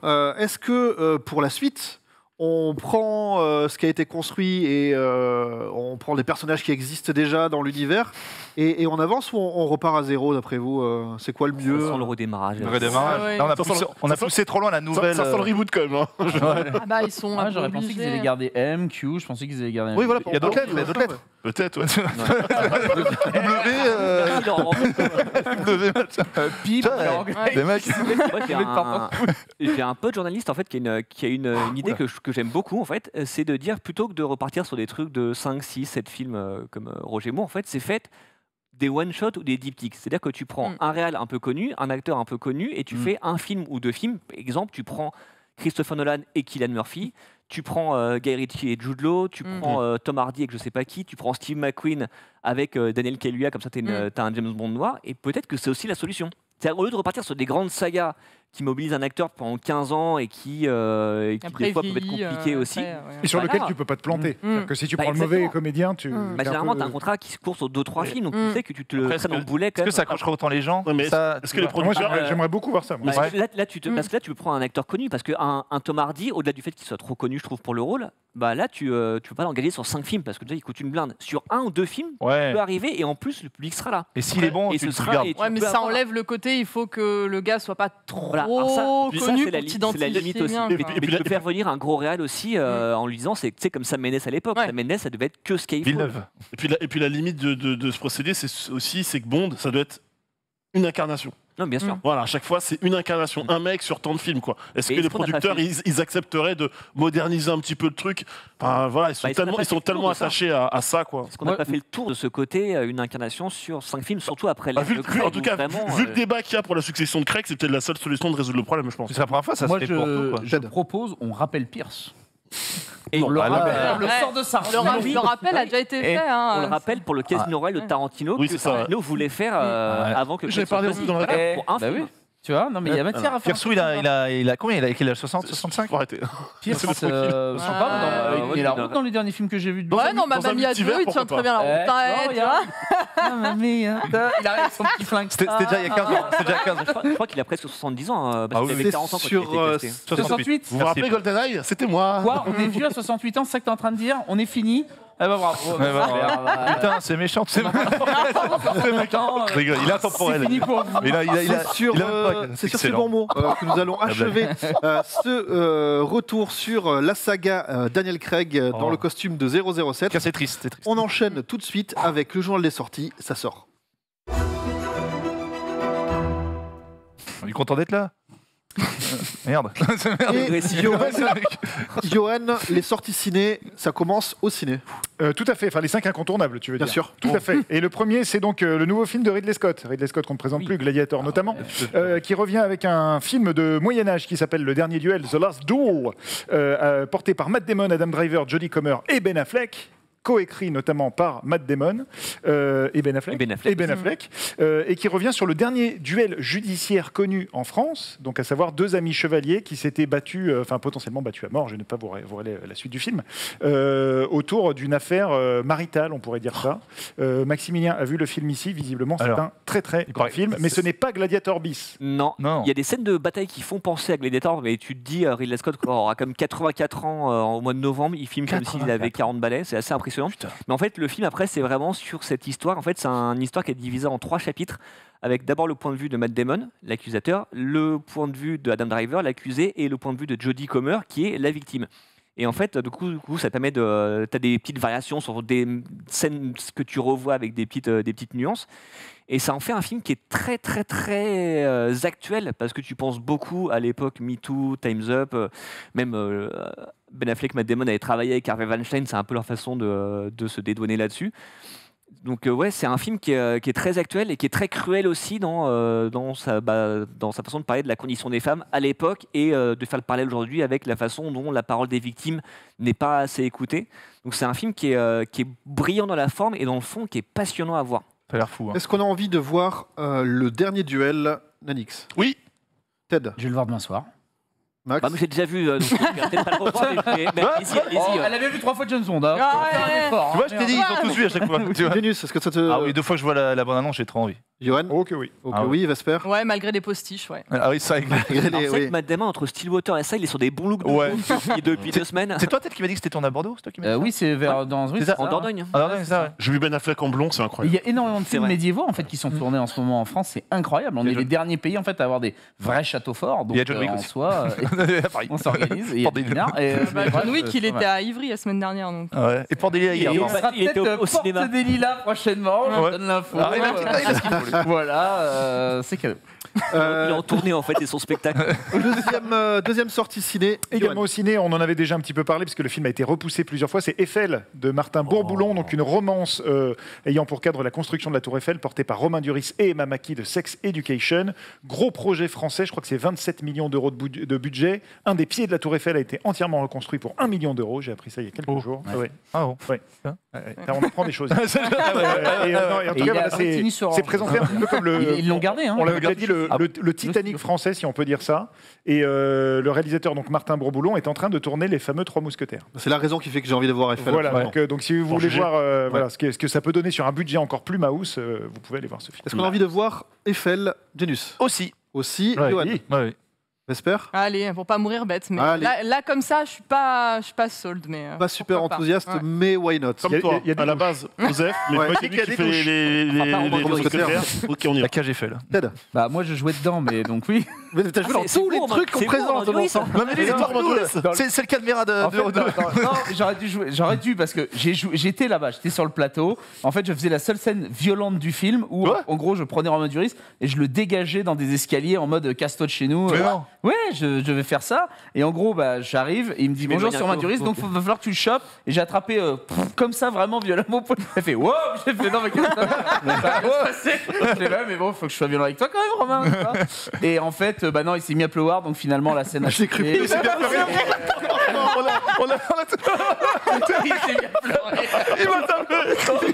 Il m'a tapé. Ils ont gardé la scène. Donc bref, ils ont shooté ma scène. Je suis resté habillé comme un clochot pendant. Il y a une director's cut ou pas? Non, je pense pas. Dommage. Et la dame est très gentille, la première réelle, elle vient voir, elle me fait au moins t'as vu Romain Duris? Je fais mais gars, je suis pas aux autres. Je suis son collègue, je suis pas Clampi-Clampin. La phrase est horrible. T'as pu lui parler? Non mais t'as pu lui parler. Non mais je t'emmerde. Enfin bref, donc j'aurais été dans ce film, je suis pas. Mais j'irai le voir. Tu l'as touché. Oui, j'ai touché Romain. Avec ça, les gens. Tu as 1 minute pour faire mieux que ça. Alors moi, je l'ai déjà vu. Tu vois? J'ai déjà vu Romain Duris aussi en vrai. Il est attrapé par le col. Mais serrer la main, c'était à une époque où on pouvait se serrer la main. C'était ok. C'était ouf. Troisième sortie, c'est toujours au cinéma, Johan. Oui, depuis le Festival de Cannes, Maximilien est amoureux. Et je suis amoureux de Renate Reinsve. Oh bah oui, bien sûr. Voilà, la révélation du dernier Festival de Cannes, prix d'interprétation pour Julie en 12 chapitres, qui est donc un portrait de femme, comme son titre l'indique, en 12 morceaux, en 12 chapitres, qui sont parfois un peu inégaux, parfois différents, mais c'est 12 moments de la vie de cette jeune jeunes femmes, et notamment, je crois, celui-là, qui est exceptionnel, qui en tant que tel est un court-métrage, un petit bijou. Ouais, c'est le deuxième chapitre. Hein. C'est ça, hein, c'était ça, et c'est vraiment, et elle est incroyable. Ouais. Bah, moi, la dernière fois que j'ai eu un coup de foudre comme ça, en fait, pour une actrice au cinéma, c'était Rebecca Ferguson dans Mission Impossible 5, pour vous situer un petit peu le. Pas Anna de Armas alors. Du coup, tu l'as. direct. Anna de Armas, moins finalement. C'était vraiment une apparition. C'est vrai qu'on ressemble à Mégane. Ça parle de quoi quand même? C'est un portrait d'une trentenaire qui est en train de se chercher un petit peu dans la vie, aussi bien en amour, voilà. Que et ce qui est brillant, en fait, c'est que c'est un film où tu te reconnais d'une façon ou d'une autre dans un chapitre ou dans un autre. En fait, c'est que ça parle à tout le monde, alors que c'est un portrait de femme qui se passe en Norvège. Mais le truc est tellement juste et tellement bien incarné en fait que ça te parlera d'une façon ou d'une autre. Ça a l'air super. Est-ce qu'on veut voir ça, Johan? Pardon, oui aussi, oui, ça commence. Bien sûr, complètement. Vu à 4, la balle. Et c'est très très bien. Vesper, est-ce que tu Ouais, vous m'avez hypé, là, ça fait très MK2 vibe, mais ça me parle. Complètement. Ils l'ont présenté chez MK2. Oui. Moi, j'y suis dans 2 heures au hall, donc. Je crois que t'étais dans le film aussi. J'étais dans le 13e chapitre. Tu la prends par le col. Mais au moins, tu l'as touché. Le mec qui est dans tous les pays, en fait, il coupe. Mais elle a vraiment pleuré. Mais au moins, tu l'as touché. Et Max, je ne parle pas puisque tu l'as déjà vu. Ouais, mais je vais y retourner, je pense. Tu vas y retourner, très bien. On ne t'a pas aimé. Ensuite, Canal+. Depuis hier sur Canal, et vous pouvez voir l'intégralité sur MyCanal, validé. Saison 2, Franck Gastambide. Alors, si vous n'avez pas vu la série, la bande-annonce spoil à mort, donc ne regardez pas la bande-annonce. Voilà. On fait des grands gestes. Et sinon, donc, ça reprend très exactement, enfin quasiment dans la foulée de la saison 1, et avec une nouvelle héroïne, en l'occurrence jouée par, que je ne me trompe pas sur son nom, Laetitia Kerfa, qui est absolument exceptionnelle. Une vraie révélation, puisque ça va parler de la place des femmes dans le rap game et comment une femme peut y trouver sa place. Et donc, on retrouve au-delà de ça, vous le voyez dans l'abondance, tous les autres personnages récurrents. Mais c'est mieux d'avoir vu la saison 1, parce que pour le coup, ça fait très très écho à ce qui se passe en saison 1. Est-ce qu'on veut voir valider saison 2? J'ai pas vu saison 1, tout le monde dit que c'est super, donc, mais ouais, je serais curieux de voir ça. Johan? Moi, je suis en train de la regarder et elle est exceptionnelle. Jasper? Ouais, moi pareil, je vais rattraper pour regarder parce que ça me parle. Ouais. Phoenix? Je suis en train de regarder, pour l'instant, je suis beaucoup moins fan à épée que la saison 1. Dommage. Ted? Faut que je rattrape, il paraît que c'est oufissime, donc il faut que je rattrape. Max? Moi, j'avais beaucoup aimé la 1 aussi, donc je vais regarder la 2. J'aime bien quand peut-être qu'il y aura tour de table comme ça. Ça te régale, ça. Quand c'est fluide et pur. Vraiment, Ted, il avait fait un rap, il a chanté du Patrick Sébastien, ils ont coupé la Il a touché les sardines en rap. Il a touché Franck Gastambide, il a frappé par le col. Gastambide, je l'ai vu dans la STFC, je l'ai passé comme ça, faire un petit big up. Dernière sélection de la semaine. Tout à fait. Alors, c'était difficile parce que vous verrez après, il y a plein d'autres trucs, mais j'ai choisi The North Water sur Salto, une mini-série en 5 épisodes qui nous plonge, comme on le voit, dans les glaces de l'Arctique. Donc c'est une série qui a été tournée en décor réel. Donc c'est l'une des œuvres tournées le plus au nord de l'histoire du cinéma et des séries, avec des acteurs qui ont vraiment très froid. Et on le voyait, le harponneur, il était joué par Colin Farrell, qui est absolument méconnaissable et terrifiant. Et en gros, ça raconte l'histoire d'un médecin, donc lui, qui cherche un petit peu à fuir son passé et qui embarque sur un baleinier. Et donc ça va être un peu ce microcosme très masculin sur ce baleinier pendant 5 épisodes, et notamment un Colin Farrell qui joue un harponneur qui est presque un espèce de monstre sans âme. Donc, il est assez terrifiant. Il a pris je ne sais pas combien de kilos pour le rôle et il est vraiment flippant dedans. Il a fait le pingouin avant. Ouais, après, je pense je sais pas trop en fait. Parce qu'il est sur une métamorphose un peu comme le pingouin, donc pour The Batman. J'aurais tendance à dire qu'il l'a fait après. Parce que, oui, le pingouin baleine, oui, c'est bon. Et c'est une scène où tu as froid. Une série où tu sens vraiment le froid. The North Water, Max. Ça m'intéresse parce que déjà j'aime beaucoup Colin Farrell et puis l'acteur principal Jack O'Connell, je le vois bien en James Bond. C'est un des noms qui revient de temps en temps et il aurait un peu l'étoffe pour. Très bien, Ted. Voilà, au cas où. Moi, je déteste Colin Farrell, mais je trouve que ça a l'air incroyable. Je l'ai chopé par le col. Je les ai pas tous chopés quand même. Et il a pleuré. Précisons par le col d'ailleurs. Danix. Oui, parce que j'adore Colin Farrell, moi. Voilà. Autre genre de bonne compagnie. Voilà. Vesper. Ouais, non. pas très harpon. J'ai d'autres prios. Il prend une douche de sang, apparemment. Ah, ok. Moi, on verra, mais voilà. La scène du harponnage de baleine est assez impressionnante. Johan. Moi, j'ai vu la mini-série et j'aime pas trop la fin, mais le récit est vraiment bien. Gélius. Curieux, ouais. Curieux. Bien. Très bien. Ensuite, on a une petite sélection et je vous demanderai à tous et toutes d'en garder un en tête qui vous a particulièrement parlé. Prime Video, le reboot de Souviens-toi l'été dernier en série, produit par James Wan et supervisé par Sarah Goodman qui a fait Gossip Girl. Sur Netflix, nous avons la saison 3 de You, avec un gars qui vous suit, vous observe, tout ça. C'est le stalk que mes puissances du Voilà, le stalk. Je cherchais le mot stalk. Le pied qui vous regarde, il vous observe, il vous tue aussi. C'est fort. Série de SF également sur Netflix qui s'appelle Another Life. On n'avait pas vu la saison 1, ça tombe bien, voilà la saison 2. My Name sur Netflix également, c'est une série coréenne avec une jeune femme qui est motivée par la vengeance. On aime la vengeance, on aime la Corée. Tu regardes ça, c'est la fin de Squid Game. Sur Disney+, Reservation Dogs, qui est donc une série qui est co-créée. Voilà, merci. Je trouve pas mes mots aujourd'hui. Par Taika Waititi. Oh, il est là, Taika. Thor Ragnarok. Thor Ragnarok notamment, et Jojo Rabbit. Donc potentiellement intéressant, ça nous plonge dans une réserve amérindienne.